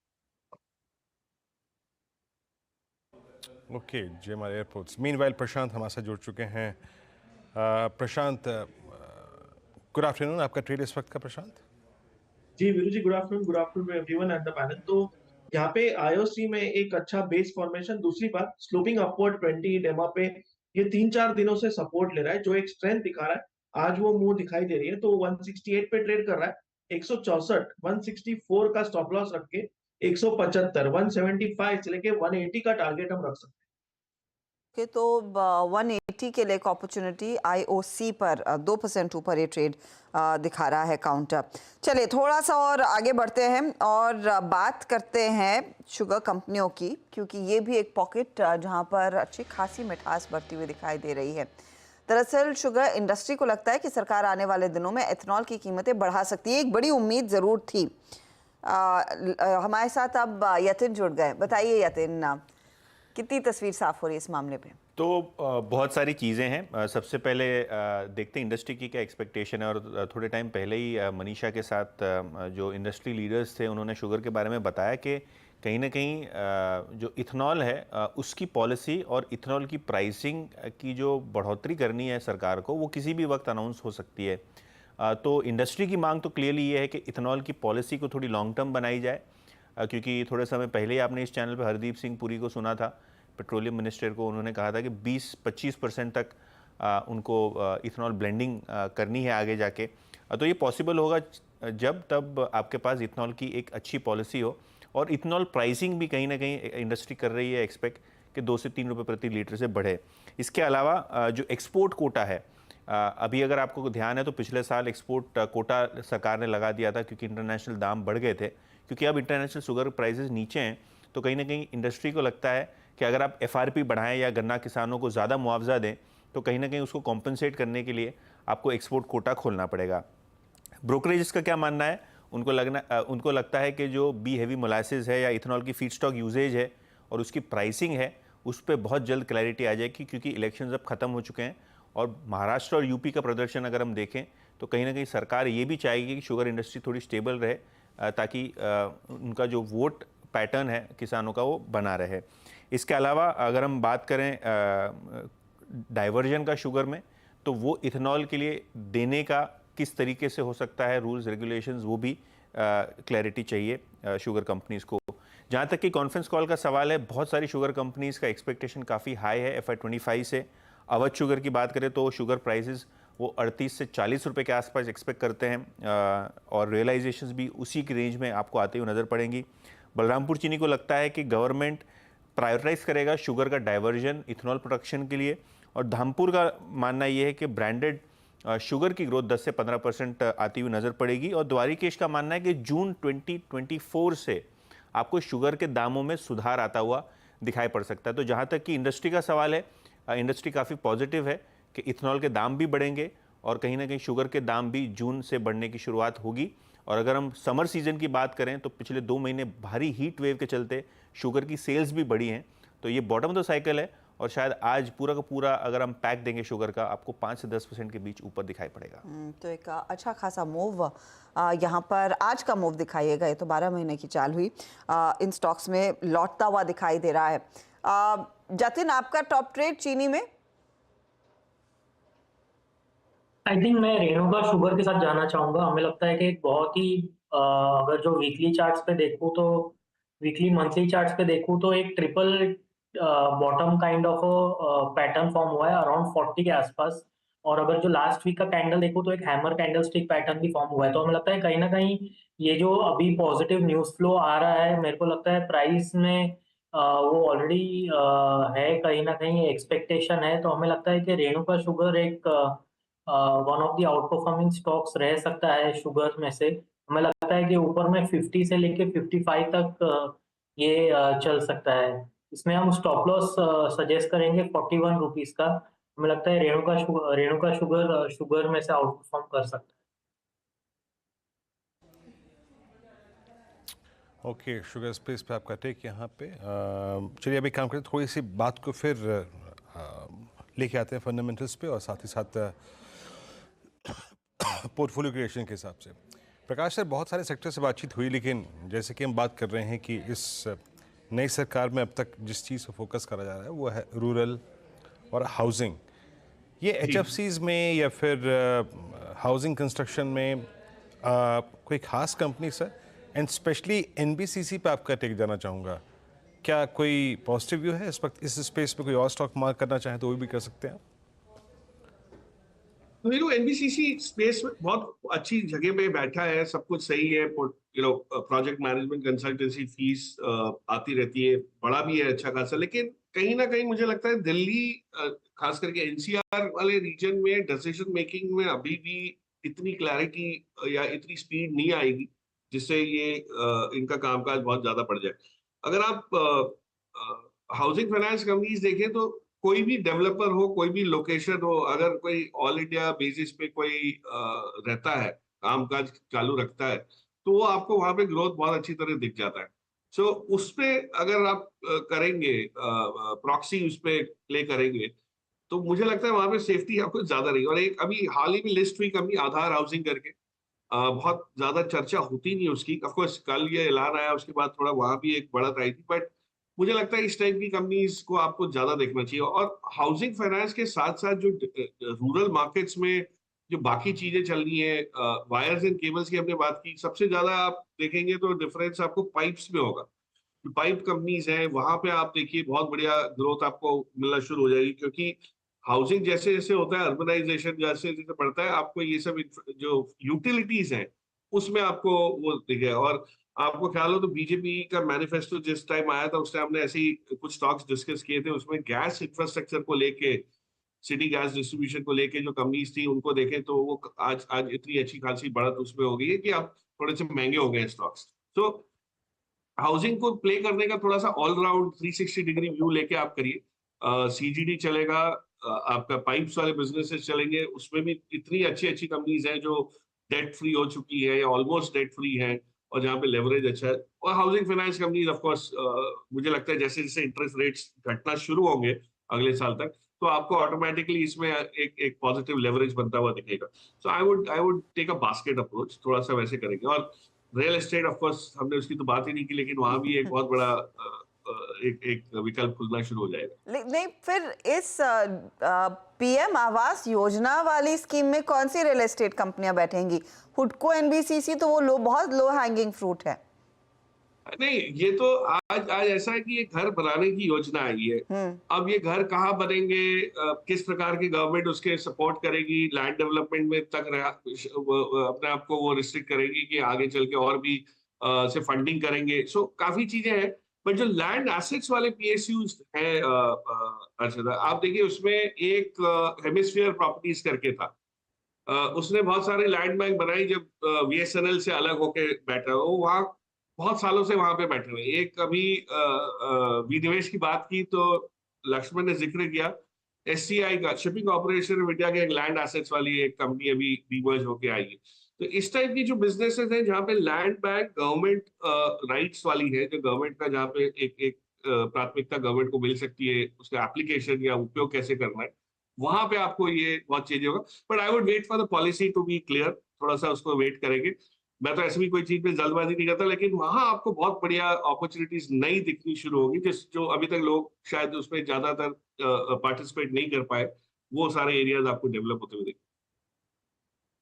तो काफ़ी इंटरेस्टिंग, काफ़ी दिनों बाद ये मुझे हेमिस्फीयर की बात याद आई। एक बहुत बड़ी स्टोरी हुआ करती थी और उसका इंतज़ार सब लोग करते थे। थैंक्स फॉर रिमाइंडिंग अस प्रकाश। इस समय एक चीज़ पूरे मार्केट में थोड़ी सी लोगों में ये असमंजस है कि टेक्नोलॉजी में पोजीशन होनी चाहिए या नहीं। इस सेक्टर पर आपकी क्या राय रहेगी? सो आई थिंक टेक्नोलॉजी एक्चुअली एक बॉटमिंग आउट उसमें चल रहा है। जो केमिकल्स पिछले साल था, मुझे आज टेक्नोलॉजी उस दौर से गुजरता हुआ दिख रहा है सीधा, कि हायरिंग नहीं हो रही है, ऑर्डर्स जो आ रहे हैं वो सिर्फ बड़ी कंपनीज को आ रहे हैं और बड़े मार्जिन एक्रेटिव भी नहीं आ रहे। और जो छोटी कंपनीज ग्रो हो रही है, जो मिड कैप आईटी जिसको हम कहते हैं, वो क्यों फास्ट ग्रो हो रही है? क्योंकि उनके पास, हर एक के पास एक पर्टिकुलर यूएसपी है, एक पर्टिकुलर नीश है जिसको वो फोकस करते रहते हैं। तो वो उसी में ग्रोथ अपनी, चाहे वो ENRD पे हो, किसी का कोई AI के साथ कामकाज में ज्यादा वो है, वो उस प्रकार से ग्रो हो रहे हैं, लेकिन उसको सब में एक लिमिट आ जाती है। और एक सबसे बड़ी चिंता जो बनती हुई दिख रही है, मेरा अनुमान ये है कि US डॉलर रुपए के सामने थोड़ा सा वीक होगा। और वो इसलिए कि रुपया स्ट्रांग होगा। अगर हम इतना एक्सपोर्ट करने लगेंगे और इतना इंपोर्ट सब्स्टिट्यूट करने लगेंगे, जो सरकार के बयानों से दिख रहा है, आप ये सोचिए कि रुपया 80 रुपए तक भी जा सकता है। और अगर 80 रुपए में रुपया आ गया डॉलर के मुकाबले, तो आपकी जो अर्निंग्स है, जो आईटी कंपनीज को सबसे बड़ा सहारा अभी तक मिला है, ऑन एन एवरेज 3-3.5% तो वो रेवेन्यू फॉरेन करेंसी का इंप्रूवमेंट दिखता था, इस वजह से फायदा होता था, तो वो चला जाएगा। So there are certain stresses. ये लग सकता है 6 महीने। मैं तो कोई आईटी कंपनी में इन्वेस्ट करने के लिए अभी रेकमेंड नहीं करता। ओके अच्छा प्रकाश सर, अभी आपसे मिड कैप फंडा लेंगे, एक दो ट्रेड्स को स्पॉट कर लेते हैं जो कि अच्छा मूव दे रहे हैं। एक पॉली कैप था और एक प्रकाश सर का स्टॉक है, और मेरे ख्याल से वो एक बहुत ही बेहतरीन ब्रेकआउट पॉइंट पे बैठा हुआ है। प्रकाश सर, ये HDFC AMC, मेरे को याद है मेरे ख्याल से 3 जून को सर ये एक ड्रीम ब्रेकआउट के एज पे था, मतलब वो बहुत बेहतरीन ब्रेकआउट होता। प्रकाश गाबा सर, और उसके बाद बैकफुट पे आया, 100 डेमा टेस्ट किया सर 38-29 पे। अभी क्या इस ब्रेकआउट को, आई मीन जिसका मेरे को बिलीव है करीब 41-42 की ट्रैजेक्टरी हो, लेना चाहिए सर? उस दिन वो बस एक कैंडल ने काम खराब कर दिया, अदरवाइज एक बहुत बेहतरीन ब्रेकआउट होता है इस पे। देखिए, बाय मोड पर तो है HDFC AMC, एक कैंडल ने खराब किया इसलिए अभी साइडवेज मूव है, लेकिन बायस अपसाइड है, लेना चाहिए 3831 पर। हाँ, स्टॉप लगाना चाहिए 3800 का, अपमूव मिलना चाहिए। मुझे लगता है 1-2 दिन दीजिए, 4000 पॉसिबल है। तो मेरे ख्याल से yes, HDFC still is in by mode और खरीदने लायक है, जगह अच्छी है। स्टॉप थोड़ा डीप हो सकता है लेकिन जगह अच्छी है HDFC AMC। फिलहाल बाय मोड पर ये काउंटर बना हुआ है। चलिए फटाफट से चार का चौका की शुरुआत करते हैं। सोनी देंगी सस्ता ऑप्शन, एफनो सुपरस्टार हम रचना वैद से लेंगे, प्रशांत बताएंगे चार्ट का चमत्कार, और मिड कैप फंडा के लिए प्रकाश जी के पास, प्रकाश दीवान के पास फिर से लौटेंगे। सोनी, तो पहले आप बताइए सस्ता ऑप्शन। हर्षदा जी, यहाँ पे सस्ता ऑप्शन रहेगा Ashok Leyland 240 call option. Current price 5.5 पे आप बाई कर सकते हैं। स्टॉप लॉस यहाँ पे प्लेस कीजिए 2.8, टारगेट रहेगा 9.5 एंड 13 का यहाँ पे टारगेट है। अशोक लेलैंड पे आज एक फ्रेश ब्रेकआउट देखने को मिला है, सो काफी स्ट्रॉन्ग पॉजिटिव मूव लगता है। 245, 246 फ्यूचर्स में भी एक बार टेस्ट कर सकता है।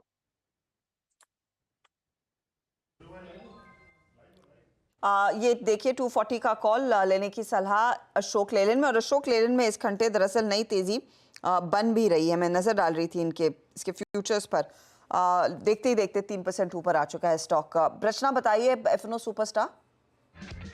जी, मेरी तरफ से जो काउंटर रहेगा दैट इज टाटा मोटर्स। अब टाटा मोटर्स इतना क्लोज है 1000 से, मुझे नहीं लगता कि अब ये 1000 को कंप्लीट करके उसको क्रॉस करे बिना यहाँ से वापस जाएगा। इनफैक्ट 1000 को क्रॉस करके उसके ऊपर जाना चाहिए, पहले भी गया है। तो यहाँ पे 994 पे प्राइस है फ्यूचर्स का। अगर हम 985 पे ऐसे लगाए और अगर इसको 1-2 दिन के लिए होल्ड करें, तो ऊपर वाली साइड पे यहाँ से हमें 1012 का पहला टारगेट और 1020 का दूसरा टारगेट मिलना चाहिए।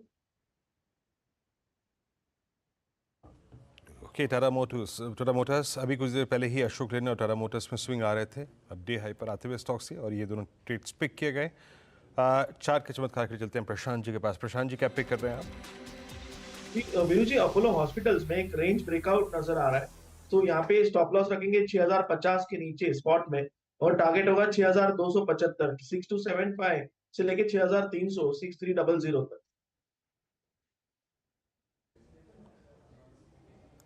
ओके, यहाँ पे अपोलो हॉस्पिटल्स को आपने पिक किया, डे हाई की ट्रैजेक्टरी में आके ये स्टॉक भी ट्रेड करता हुआ 6125 पे। अब प्रकाश सर के पास चलते हैं आज का पिक करने के लिए मिड कैप फंड। क्या पिक करें प्रकाश जी आज?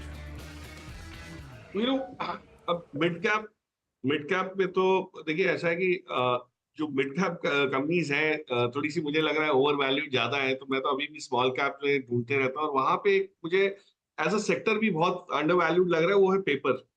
The reason I am saying is, paper में आप देखिए तो कोई भी इस टाइप की चाल आई नहीं है, जैसे शुगर में आई, मेटल्स में आई, सीमेंट में आई। एक छोटा सेक्टर है, कंपनी छोटी है, बहुत ही छोटे प्लेयर्स इसको कॉन्स्टिट्यूट करते हैं। उसमें से एक कंपनी है पदमजी पेपर करके, पूना हेडक्वार्टर कंपनी है, ऐसे तो बॉम्बे के ओरिजिनली, बट बहुत पुरानी कंपनी है। इनके जो बिजनेस है वो बड़ा यूनिक है कि ये बहुत इको फ्रेंडली तरीके से पेपर बनाते हैं, जो सॉफ्ट टिश्यूज और हाइजीन यूज के लिए होता है, जो फेस टिश्यूज जिसको बोलते हैं। एफएमसीजी में भी कई जगह चीजों में पैक होता है, जहाँ पे सेंसिटिविटी, स्किन सेंसिटिविटी, ये वो सब रहती है।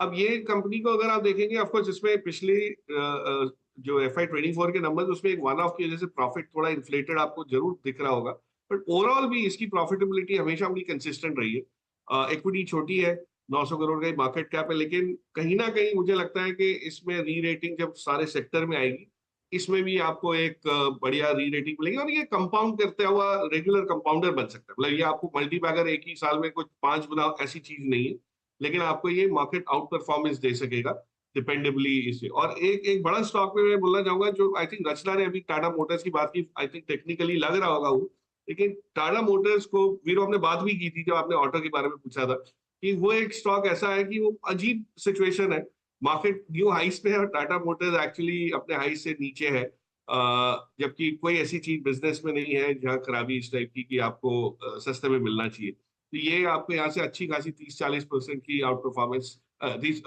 यहाँ से अप्रिसिएशन जो है वो देने की भी गुंजाइश रखता है, विच इज वेरी बिग। बड़ी कंपनी के लिए 30-40% बड़ी मायने रखती है, वो एक आपको वहां भी एक ऑप्शन दिख सकता है।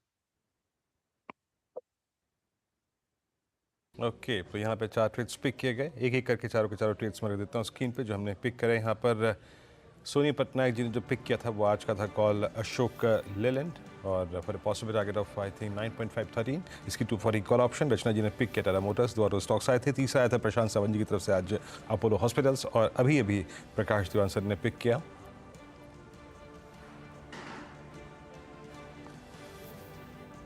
पदमजी पेपर, करीब 181 पे, और टाटा मोटर्स उनकी भी कॉल थी, फंडामेंटल कॉल भी थी। खैर, अब निफ्टी को लेके आइए आपके स्क्रीन पे, 3327 एग्जैक्टली उस रेंज के मिड में आके अब स्थिर हो गया है। And same is the case with Nifty bank, बिल्कुल अगर आप देखें उस रेंज में आके स्थिर हो गया।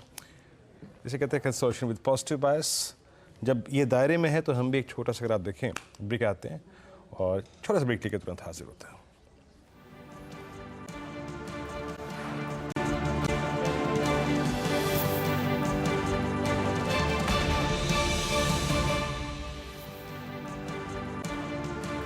आप देख रहे हैं आखिरी 1.5 घंटे का कारोबार, और इनफैक्ट अब आखिरी आधा घंटा ही बचा है, 3 बज ही रहे हैं। निफ्टी बैंक ऊपरी लेवल से और फिसलता हुआ 3 पॉइंट की गिरावट अब आ चुकी है इस इंडेक्स में, और Kotak Mahindra bank clearly language कर रहा है, यहीं पर सबसे ज्यादा सेल साइड की पोजीशंस है। मानस, क्या लग रहा है कोटक की? इनफैक्ट कल भी कोटक थोड़ा सा मायूस ही था। तो देखिए, सही है कि कोटक बैंक अपने 20 डे मूविंग एवरेज के ऊपर सस्टेन नहीं कर पा रहा है, और अब ये 100 डे मूविंग एवरेज के नीचे फिसला है। हो सकता है गिरावट बढ़े और 20 डे मूविंग एवरेज जो कि 1700 रुपए है, वहां पर स्टॉक जाने की कोशिश करे, तो इस गिरावट पे खरीदारी ना करें, और अगर आपके पास लॉन्ग पोजीशन है तो 1699 का स्टॉप लॉस जरूर लगाएं। हुई कोटक की, तो यहाँ पर मुनाफा वसूली थोड़ी सी बढ़ती हुई दिखाई दे रही है। इनफैक्ट टॉप लूजर्स में यही है। और देखें कि पिछले आधे घंटे में कहाँ पर बिकवाली बढ़ती हुई दिखाई दी है, तो अब एक्सिस भी इसका साथ दे रहा है और कोटक में सेल साइड की पोजीशंस ज़्यादा कायम है। चलिए, लेकिन कल हम जब बात कर रहे थे इसी कार्यक्रम में, बात हो रही थी कि रिटेल निवेशकों का जो दबदबा है वो कितना कायम है और उनकी हिस्सेदारी किन स्टॉक्स में बढ़ती दिखाई दी है। लेकिन एक और चीज़ आपने नोटिस की होगी, एफआईआईज भी धीरे धीरे करके मार्केट में लौट रहे हैं, फुल फ्लेजेडली नहीं, लेकिन उनकी पोजीशंस अब हल्की हल्की वापस आने लगी है। तो उनका रुझान किन स्टॉक्स पर है, कहां पर उनकी हिस्सेदारी बढ़ रही है, कौन से स्टॉक सेक्टर्स पर इनकी नजरें हैं, सुमित आज वो डेटा पॉइंट लेकर आए हैं। सुमित बताइए। तो एफआईआईज ने भी काफ़ी पोजीशनें इधर लॉन्ग करनी शुरू की हैं और बहुत सारे सेक्टर सब सेक्टर के अंदर वहाँ पर भी पोजीशंस आ रही हैं। NSE 500 की एक लिस्ट को हमने खंगाला है, उसमें करीब 100 ऐसी कंपनियां हैं जहाँ पे एफआईआईज ने अपना हिस्सा ना केवल इस क्वार्टर में बल्कि लगातार पिछले 4 क्वार्टर से बढ़ाते ही चले जा रहे हैं, हर क्वार्टर बाय क्वार्टर। कुछ कंपनियां या कुछ सेक्टर है इसमें फार्मा, केमिकल, बैंक्स, ये 3 ऐसे नाम है जहां पे एफआईआईज काफ़ी तेज़ी से अपनी हिस्सेदारी बढ़ा रहे हैं। कैपिटल गुड्स में उनकी हिस्सेदारी काफ़ी बड़ी है और जो रिसेंटली लिस्टेड कंपनीज है वहां पर भी उन्होंने अपना स्टेक काफ़ी बढ़ाया है। लेकिन पीएसयूज़ में वो अपना स्टेक ऑफलोड कर रहे हैं। लगातार पीएसयूज़ में, चुनिंदा पीएसयूज़ में एफआईआईज जो है अपनी हिस्सेदारी बेचते हुए दिखाई पड़ रहे हैं। तो ये कुछ मोटा मोटा आकलन है। कुछ कंपनियों की अगर बात किया तो पहले लार्ज कैप लेकर आएंगे आपकी स्क्रीन पर। सबसे पहला नाम आता है महिंद्रा एंड महिंद्रा का। ये हिस्सेदारी है एफआई पोर्टफोलियो के लिहाज से 40% के आसपास थी, जो बढ़ के अब 42% पहुंच गई है 4 क्वार्टर के अंदर। स्लोली एंड स्टेडली एफआईआईज यहाँ पर हिस्सेदारी बढ़ा रहे हैं। भारतीय एयरटेल एक और ऐसा नाम है जहाँ पे एफआईआईज की तरफ से हिस्सेदारी बढ़ते हुए दिखाई पड़ रही है। 21.48, 21.87, 22.5 और अब 24.25% के आसपास की हिस्सेदारी भारतीय एयरटेल में एफआईआईज की हो चुकी है। दिग्गजों में एक और नाम आता है डॉक्टर रेड्डीज का भी, जहाँ पर एक समय पर उनकी हिस्सेदारी थी 27% के आसपास, जो बढ़ के 29, 29.5% पहुँच चुकी है। 28.25, 28.62 और अब 29% के आसपास की हिस्सेदारी उनकी पहुँच चुकी है। मिड कैप में अब कुछ नाम जिनमें एफआईआईज की तरफ से हिस्सेदारी बढ़ी है, उसमें एक इंटरेस्टिंग नाम है यूपीएल। एक समय पर एफआईआईज की हिस्सेदारी करीब 37-38% थी, वो घट के 33 पहुंची, 33 से 34 हुई और 34 से वापस 37 की तरफ अब ये हिस्सेदारी जा रही है। तो स्लोली एंड स्टेडली बाजार भले ही यूपीएल को पसंद नहीं कर रहा, लेकिन एफआईआईज की तरफ से यहाँ पे बाइंग होते हुए दिखाई पड़ रही है। कोफोर्ज ये रिटेल में भी पसंदीदा है और एफआईआईज तरफ से भी काफ़ी पसंद आ रहा है। 34 के बाद 35 और फिर 40% के आसपास की हिस्सेदारी कोफोर्ज में पहुंच चुकी है। केईआई इंडस्ट्री एक बड़ा मल्टीबैगर पिछले 10 साल का 27% से स्लोली एंड स्टेडली बढ़ते बढ़ते 31% के आसपास की हिस्सेदारी एफआईआईज यहाँ पर लेकर आ चुके हैं। कुछ और नॉन मिड कैप या स्मॉल कैप की अगर बात की जाए तो उसमें एक नाम आता है मैक्रोटेक डेवलपर्स का, जहाँ पर एफआईआईज तरफ से हिस्सेदारी बढ़ी है। 19%, 19.5% के आसपास थी, जो बढ़ते बढ़ते अब 24% पहुँच चुकी है।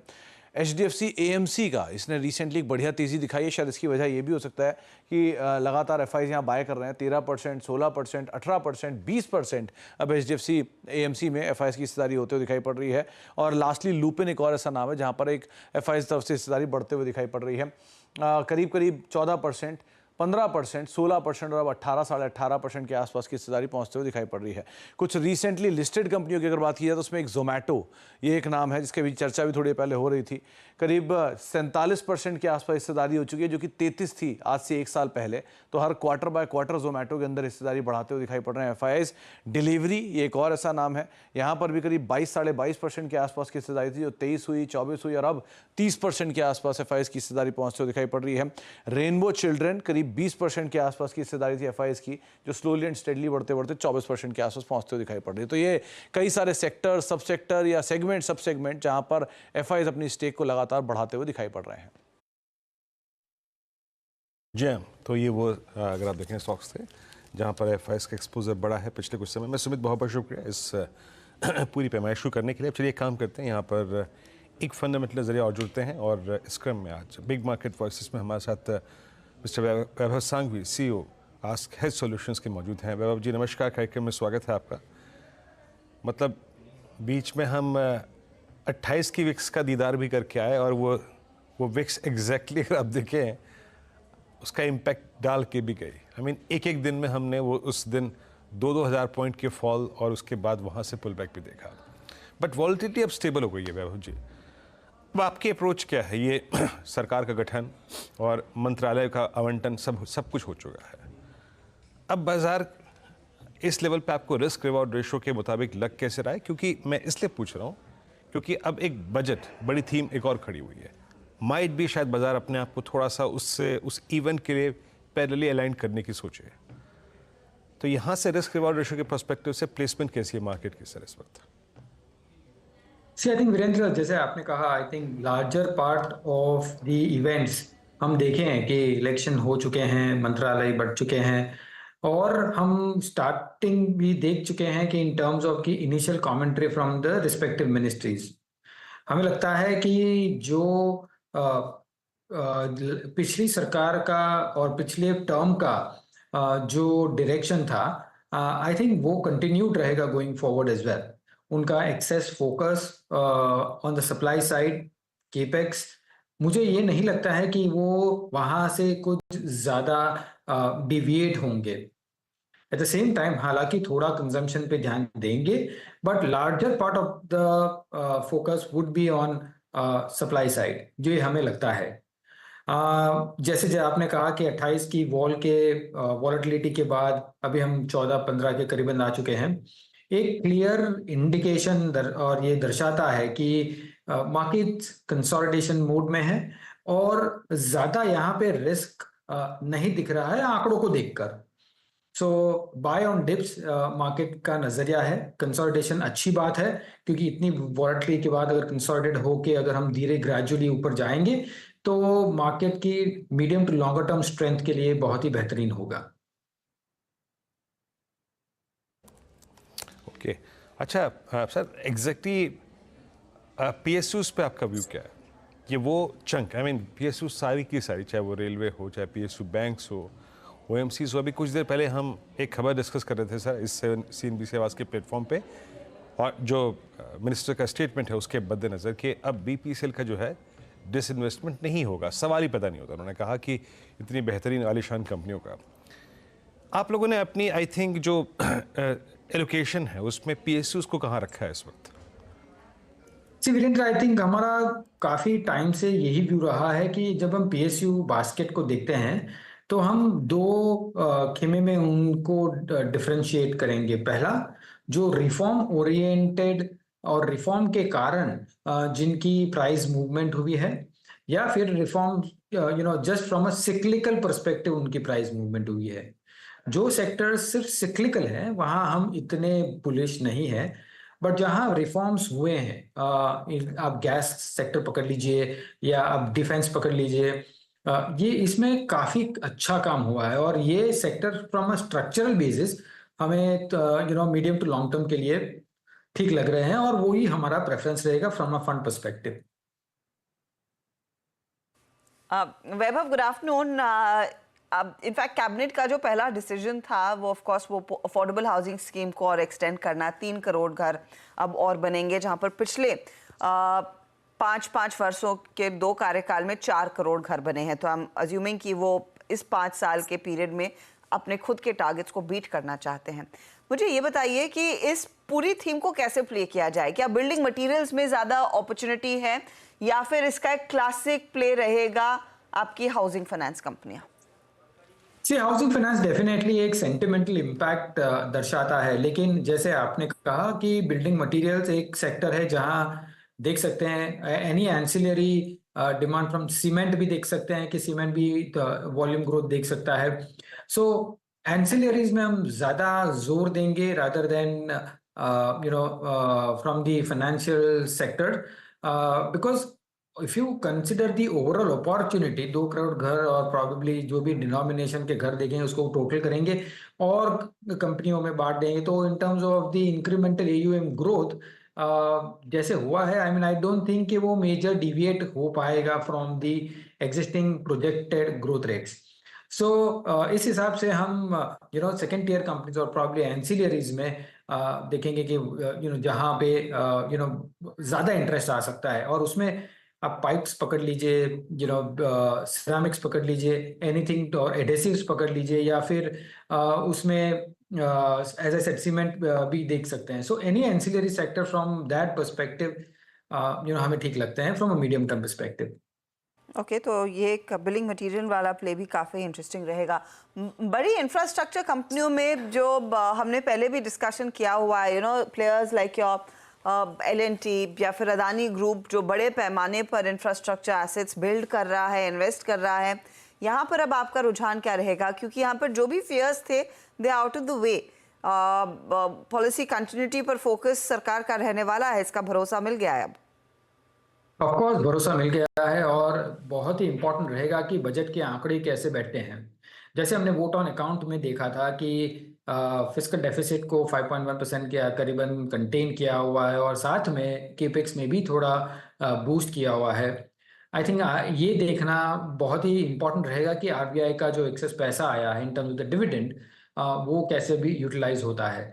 So I think lot is going to be important from के medium term to long term vision for this government कैसे सेट होती है ये पहले बजट से।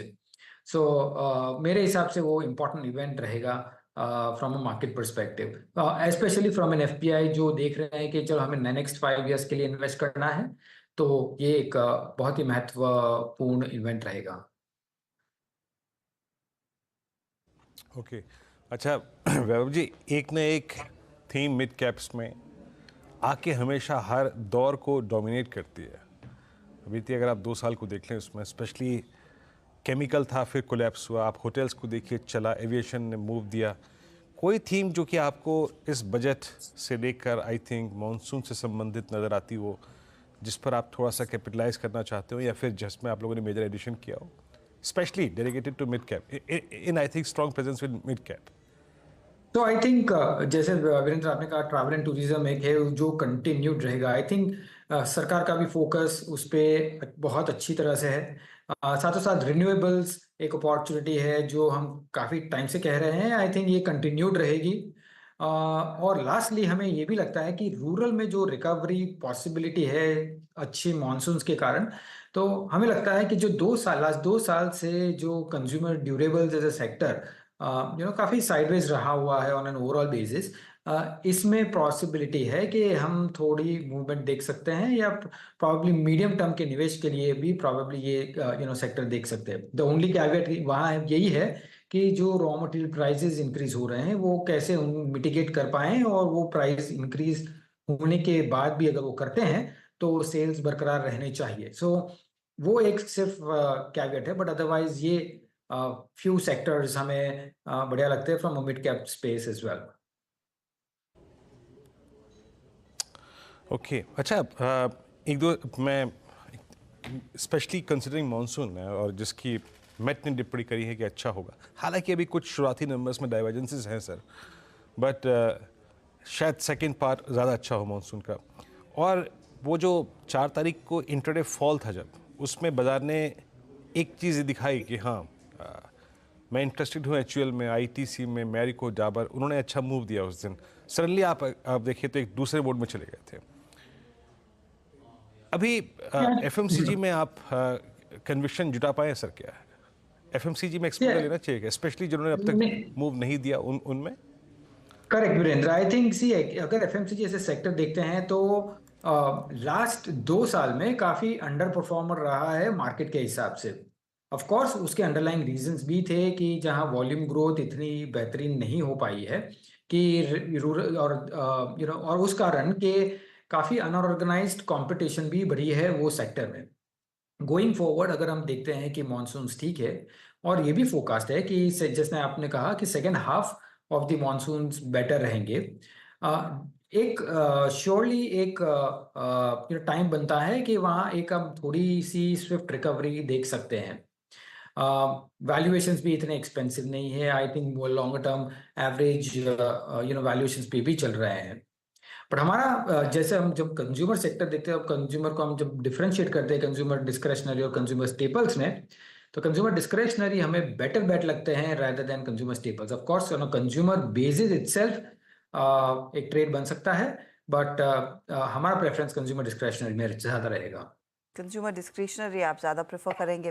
वैभव एक चीज़ बताइए, ऑटो कंपनी और ख़ासतौर से 4 व्हीलर्स में एक रिपोर्ट में पढ़ रही थी कि बहुत सारी इन्वेंट्री मारुति जैसी कंपनियों की, ह्युंडई जैसी कंपनियों की बस पड़ी ही हुई है। और स्पेशली स्मॉल का सेगमेंट में, क्या ये थोड़ा सा सेटबैक रह सकता है इन कंपनियों के लिए कि पूरी तरह से इन्वेंट्री खप नहीं रही है, परहैप्स उस सेगमेंट की डिमांड नहीं है, तो फिर कैसे विजुलाइज करेंगे अब यहाँ से आगे मारुति की ट्रैजेक्टरी क्या रहेगी, रिटर्न्स कहाँ से बनते दिखाई देंगे स्टॉक में? फिर जब हम ऑटोज एज ए सेक्टर की बात करते हैं तो हम 4 सेगमेंट में डिवाइड करेंगे, जैसे 2 व्हीलर्स है, पैसेंजर व्हीकल्स है, कमर्शियल व्हीकल्स है और लास्ट है ट्रैक्टर्स। सो अगर वो उसको सेग्रीगेट करते हैं तो हम एक फोकस क्लियरली है कि जब ट्रैक्टर्स और CVs toward the top of the cycle चल रहे हैं, पैसेंजर व्हीकल्स में हम देखे हैं कि ओवर लास्ट 1 और 2 मंथ्स उनमें डिस्काउंट्स ज़्यादा बढ़े हैं, from a sale stand point.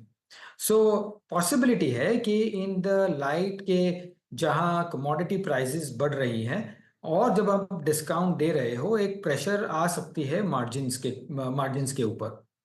Lastly हम ज़्यादा बुलिश है ऑन द 2 व्हीलर सेगमेंट्स, क्योंकि उनका एक्सपोजर ज़्यादा रूरल साइड है, और जब हम रूरल की बात करते हैं और रूरल रिकवरी की बात करते हैं तो हमारा preference on the overall sector basis 2 wheelers में ज़्यादा रहेगा as compare to the 4 wheelers और of the any other sub sectors of the auto. ऐसे हम probably at this point in time auto जैसे ओवरऑल सेक्टर को देख रहे हैं।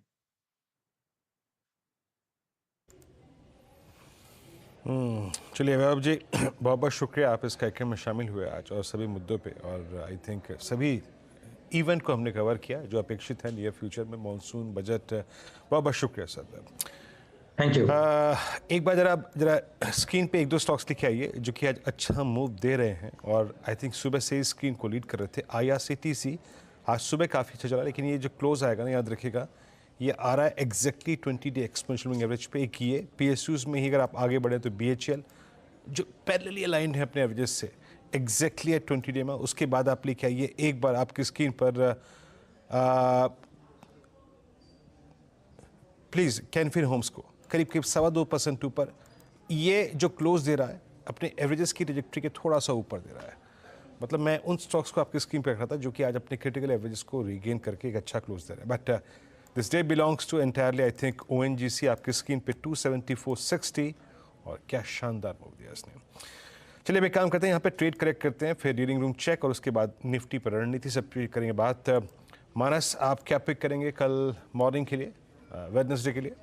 जी, तो देखिए कल मॉर्निंग के लिए ONGC पे खरीदारी करके जाएंगे। स्टॉक ने अपने 20 day moving average, 50 day moving average को ब्रीच किया है, उसके ऊपर लगातार ट्रेड किया है, वॉल्यूम्स काफी बेहतर देखने को मिले हैं। तो ONGC में स्टॉप लॉस लगाएंगे 269.90 के स्टॉप लॉस से खरीदारी करेंगे, और टारगेट 280 के सेट करेंगे। तो 280 के टारगेट के लिए ONGC में ट्रेड। काबा जी, आपका ट्रेड? मैं लूंगा गुजरात गैस, यहाँ पर ठीक ही नजर आता है, अप मूव ऑन है, 607 पे ट्रेड कर रहा है, 625 पॉसिबल है, टॉप होगा 600 गुजरात गैस। ओके, मानस जी का ट्रेड हो गया गुजरात गैस से, प्रकाश सर का ट्रेड हो गया। प्रशांत, आपके ट्रेड कैरी करेंगे वेडनेसडे मॉर्निंग के लिए? जी वीरू जी, मुझे यहाँ पे भारत फोर्ज काफी अच्छा लग रहा है, 1600 पे ट्रेड कर रहा है, 1575 1575 का एक पोजिशनल स्टॉप लॉस रख के 1650 1660 तक के टारगेट यहाँ पे आ सकते हैं। सोनी, आपका ट्रेड क्या रहेगा? हर्षदा जी, यहाँ पे मेरा STBT रहेगा। हिंडाल्को फ्यूचर्स सेल करने में करंट लेवल 674 पे सेल कर सकते हैं, स्टॉप लॉस रहेगा 681, टारगेट है 658 655। रचना?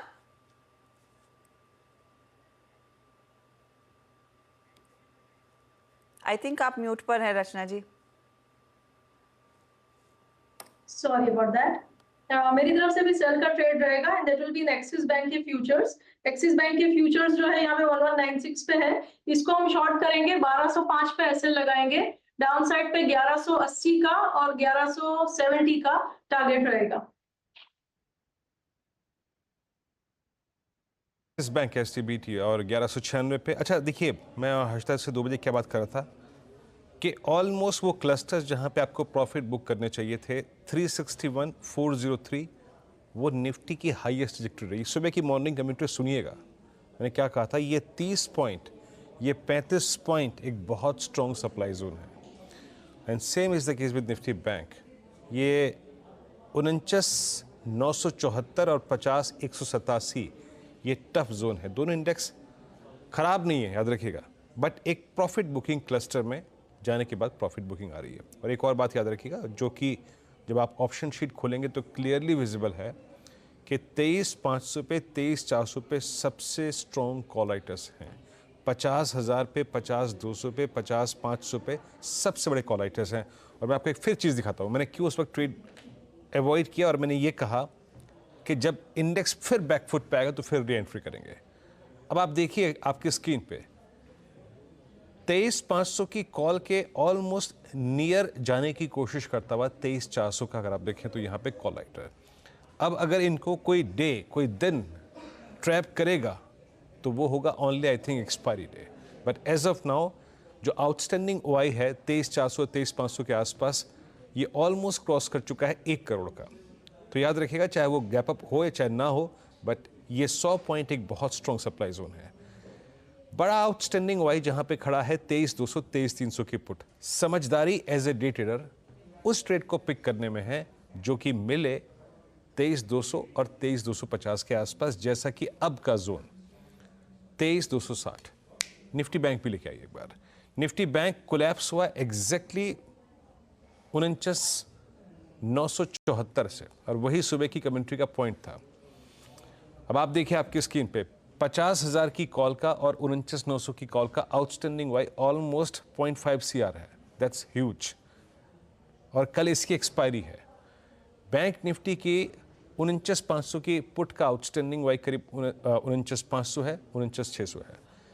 मैं इन स्टैट्स को देखने के बाद ही कह सकता हूं कि इंडेक्स कमज़ोर कतई नहीं है, बट इंडेक्स के ट्रेडर्स जो हैं वो इस वक्त रिस्क रिवॉर्ड रेशो पे ध्यान दे रहे हैं। पिक करना है तो out of these two I think considering कि हमें अपने रिस्क को भी मिनिमाइज करना है, हमें अपने रिवॉर्ड पोटेंशियल्स को भी रखना है, निफ्टी ले जाइए उस क्वांटम में जिस क्वांटम में आप अप्रॉक्सीमेटली 150 पॉइंट का रिस्क ले सकते हैं। क्योंकि जैसे कि मैंने कहा 23,200 पे स्ट्रॉन्ग पुट राइटर है, मैक्सिमम रिस्क हम लेंगे 150 से 125 पॉइंट का। सो अगर कैरी करना है तो निफ्टी को बाय करके, क्योंकि अब वो जोन आ रहा है जिसकी 2 बजे मैं टिप्पणी कर रहा था, तो आप ले जा सकते हैं, बट निफ्टी बैंक को नहीं। मेरे ख्याल से अगर कल सॉफ्ट ओपनिंग हुई तो निफ्टी बैंक आपको थोड़ा सा और नीचे मिल जाएगा, but as of now we will carry a reasonable I think position on Nifty. अब चलते हैं यतिन के पास। ये थोड़े ट्रेड्स हो गए बात करने के लिए आई थिंक निफ्टी बैंक पे, लेकिन डीलर्स क्या चेस कर रहे हैं, यतिन से बात करते हैं। यतिन बताइए क्या डीलर्स चेस कर रहे हैं इस वक्त? Good afternoon Veeru. और देखिए 2 स्टॉक आज फोकस पे हैं, भारती एयरटेल, और यहाँ काफ़ी बड़ी एफआई आज खरीदारी में उतरी हुई है। और सुबह से टेलीकॉम स्टॉक्स वोडाफोन आइडिया और भारती में काफ़ी अच्छा ट्रैक्शन देखने को मिल रहा है। ऑफ डेज है ज़रूर है, लेकिन लोअर लेवल्स पे यहाँ काफ़ी एक्यूमुलेशन देखने को मिल रहा है। इनफैक्ट डीलर्स को लगता है कि 1450 से लेकर 1470 तक के लक्ष्य आपको जून सीरीज़ में ही देखने को मिल सकते हैं भारती एयरटेल पे, और वो यहाँ एक BTHT का ट्रेड भी रेकमेंड कर रहे हैं। इसके अलावा UPL ये भी स्टॉक है जहाँ आपने ओपन इंटरेस्ट में 3-4% का इजाफा देखा है, फ्रेश बाइंग देखने को मिल रही है। और डीलर्स की अगर आप माने तो पोजिशनली 575 से लेकर 590 तक के टारगेट्स यहाँ देखने को मिल सकते हैं। तो UPL और भारती दोनों ही शेयर्स में डीलर्स खरीदारी की सलाह दे रहे हैं। UPL और भारती एक अच्छा खासा एक्शन यहाँ पर साफ बनता हुआ दिखाई दे रहा है। अच्छा, इससे पहले कि हम क्लोजिंग की तरफ बढ़े, आखिरी 15 मिनटों में बैंक का अपडेट। एक तो GMR एयरपोर्ट भरकर तेजी हुई है, इसमें टॉप ट्रेड्स में शामिल है और मार्केट वाइड पोजीशन 107% के आसपास, तो पूरा पोटेंशियल या फिर पूरी संभावना है कि ये बैन में जाएगा। और वहीं हिंदुस्तान कॉपर में भी हमने देखा है मार्केट वाइड पोजीशन 100% के ऊपर निकलती हुई 108% पर आई है, तो ये भी बैन का हिस्सा बन सकता है कल जब हम सुबह में लौट कर आएंगे। अच्छा, by the way Nifty bank इस समय 100 पॉइंट नीचे, और कल्प्रिट वही सबसे ज़्यादा नुकसान वाला कोटक महिंद्रा बैंक। यहाँ पर आप गौर करिएगा ICICI एक्सिस में भी प्रेशर धीरे धीरे करके माउंट हो चुका है। प्रशांत, ये हुआ क्या है निफ्टी बैंक में अचानक? ICICI एक्सिस, कोटक वीकेस्ट क्या दिख रहा है आपको? तो हर्षा जी, यहाँ पे एक बेसिक जो 50,000 राउंड नंबर कहते हैं उसका रिएक्शन आ रहा है। जैसे कि वीरू जी ने कहा, वहाँ पे कॉल्स में ओपन इंटरेस्ट काफी है, बट अगर हम देखें तो HDFC बैंक एक लेवल पकड़ के है जो कि 1540-45 का स्पॉट का लेवल है, उसके ऊपर ट्रेड कर रहा है। अगर ICICI बैंक को देखें, ये 20 दिनों के एवरेज से स्ट्रगल कर रहा है, बट ओवरऑल मुझे लग रहा है अगर स्टॉक स्पेसिफिक ICICI की बात करें, जब तक कि 1100 रेंज पकड़ के है, मुझे यहाँ पे कोई बड़ी तकलीफ नजर नहीं आ रही है। बट कोटक डेफिनेटली थोड़ा पैटर्न वीक हो चुका है, तो यहाँ पे मुझे लग रहा है एक अहम रेजिस्टेंस से टकरा है। यहाँ पे अगर किसी के पास लॉन्ग पोजीशन हो तो वो स्ट्रिक्टली 1690, 1695, 1700 के जस्ट नीचे स्टॉप लॉस रखे। अगर ये लेवल ब्रेक हो जाए तो एक बार इसमें से बाहर आना होगा। बाकी मुझे कोई बैंक में मेजर स्ट्रक्चरल डैमेज नजर नहीं आ रहा।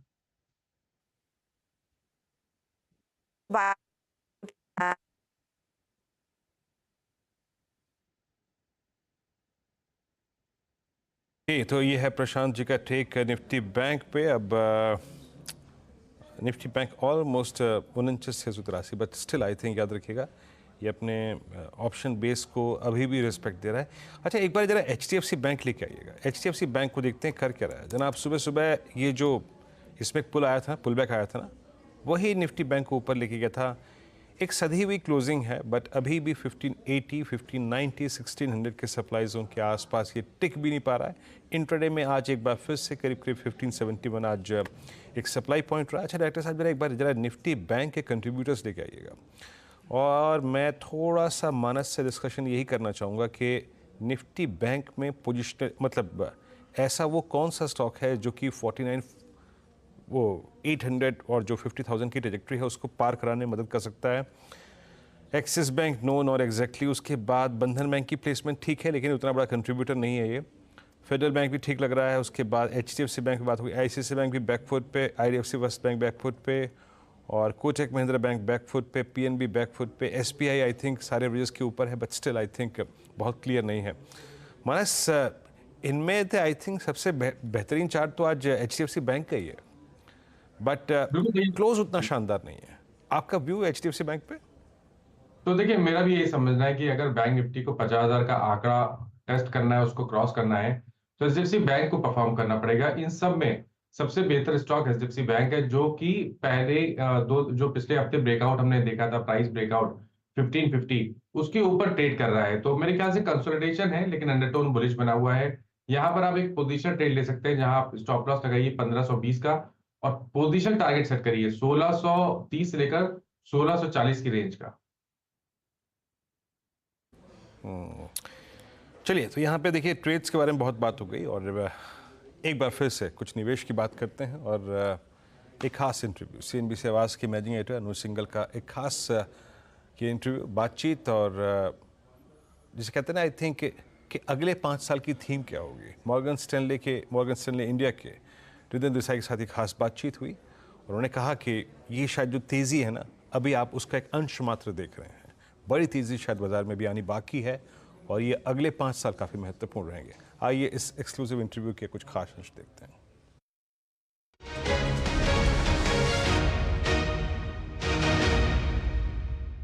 आज कॉर्पोरेट निवेश 5% है, और मेरा मानना है कि अगले 4-5 साल में ये 10% हो जाएगा। हम फिर भी 2010 की पीक पे नहीं आ रहे हैं। ओके, और ये जो निवेश होगा सब जगह हो रहा है, मैन्युफैक्चरिंग में होगा, सर्विसेज में होगा, सब जगह हो रहा है। ओके, बिल्कुल। अच्छा, फिर इसको पोर्टफोलियो के हिसाब से कैसे प्ले किया जाए? क्योंकि मैं पढ़ रहा था आपकी रिपोर्ट को, आप सिक्लिकल्स में जाना चाहते हैं और डिफेंसिव्स को थोड़ा अवॉइड करना चाहते हैं। उसका एक कुछ तो हमने डिस्कस कर लिया उसका, लेकिन अगर और कुछ नहीं, तो पहली बात जो नीतियां हैं सरकार की, उससे लेके पहली बात यह है कि आपने जो बात कर ली, मैं रिपीट कर लेता हूँ कि अर्निंग्स ग्रोथ स्ट्रॉन्ग रहेगा। ओके, कॉर्पोरेट निवेश के बेसिस पे। तो एक तो ये होता है इंडस्ट्रियल सेक्टर, ओके, क्योंकि वहाँ पे फिर आपको ऑर्डर बुक दिखने लगेंगे और वो सेक्टर अच्छा करेगा। वहाँ पे और भी काम हो रहा है क्योंकि नए सेक्टर्स आ रहे हैं, जैसे डिफेंस, इलेक्ट्रॉनिक्स, फूड प्रोसेसिंग, फिर aerospace, lab grown diamonds. Okay, मैं आपके व्यूअर्स को बोल दूँ, आप बीजेपी का मैनिफेस्टो खोल दीजिए, सब सेक्टर्स वहाँ पे लिस्टेड है। कुछ सेक्टर्स के बारे में प्रधानमंत्री ने अपने स्पीच में भी बात की थी, जो उन्होंने भाजपा के कार्यकर्ताओं को दी थी इलेक्शन के दिन 7 बजे। और भी क्षेत्र है, तो ये सब क्षेत्रों में इन्वेस्टमेंट होगा। तो पहला ये हुआ। दूसरा कि निजी क्षेत्र में ऋण बड़ी तेज़ी से बढ़ने वाला है। अब आप समझ लो कि कॉर्पोरेट सेक्टर में टोटल डेट जो है जीडीपी की तुलना में 50% पे है। पीक पे 62 था, वहाँ से गिर के 50 हुआ है। आप दुनिया की टॉप 15-20 इकोनॉमीज़ को पकड़ लो, ये सबसे लोएस्ट है, इससे ये सबसे न्यूनतम है। सब जगह पे आप देखो, चाइना में 200% पे पहुंच गया है, अमेरिका में 200 है, इंडिया में 70 है, 50 कॉर्पोरेट में, 20 हाउस होल्ड में है, तो कुल मिला के 70 है। ये 70 अगले 10 साल में मेरे हिसाब से 100 हो जाएगा। अब जीडीपी आपकी ग्रो हो रही है 11-12% या 10-11% से, और जो ऋण का उसमें जीडीपी का श्रेय है वो जा रहा है 70 से 100, तो आप 15-16% का क्रेडिट ग्रोथ मान लीजिए। तो मेरे हिसाब से प्राइवेट सेक्टर लेंडिंग बिजनेसेस में बड़ी तेजी आ रही है, तो ये काफ़ी स्टॉक सस्ते हैं अभी, प्राइवेट बैंक्स बहुत सस्ते हैं। तो मेरे हिसाब से बाई नहीं किया इनको तो पिछले कुछ 2-3 साल से एफआईएसएल कर रहे हैं। हाँ, तो ये सब खत्म हो गया है। अब मेरे हिसाब से ये सब खत्म हो गया है, तो अगले 2-4 साल में ये काफ़ी बढ़ जाएंगे।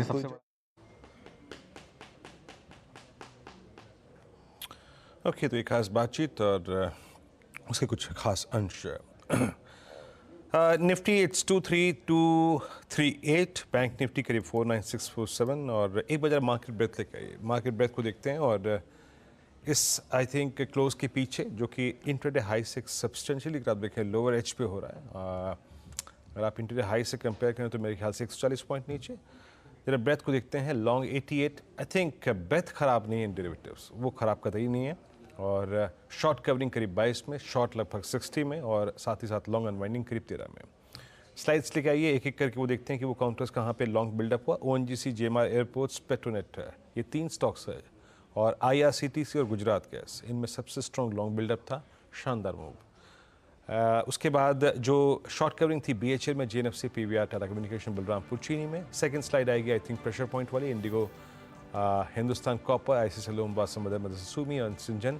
और लॉन्ग अनवाइंडिंग थी रामको सीमेंट्स में, चोला में, ग्लेनमार्क, इंडिया सीमेंट्स और दीवीज लैब। हर्षदा जी हाँ, ये सारे स्टॉक्स जहाँ पर वो बड़े मूव्स, लेकिन वीरू क्लियरली ये क्लोज जितनी अच्छी एक्सपेक्ट कर रहे थे हम वैसी नहीं है, एकदम फीका हो गया मार्केट।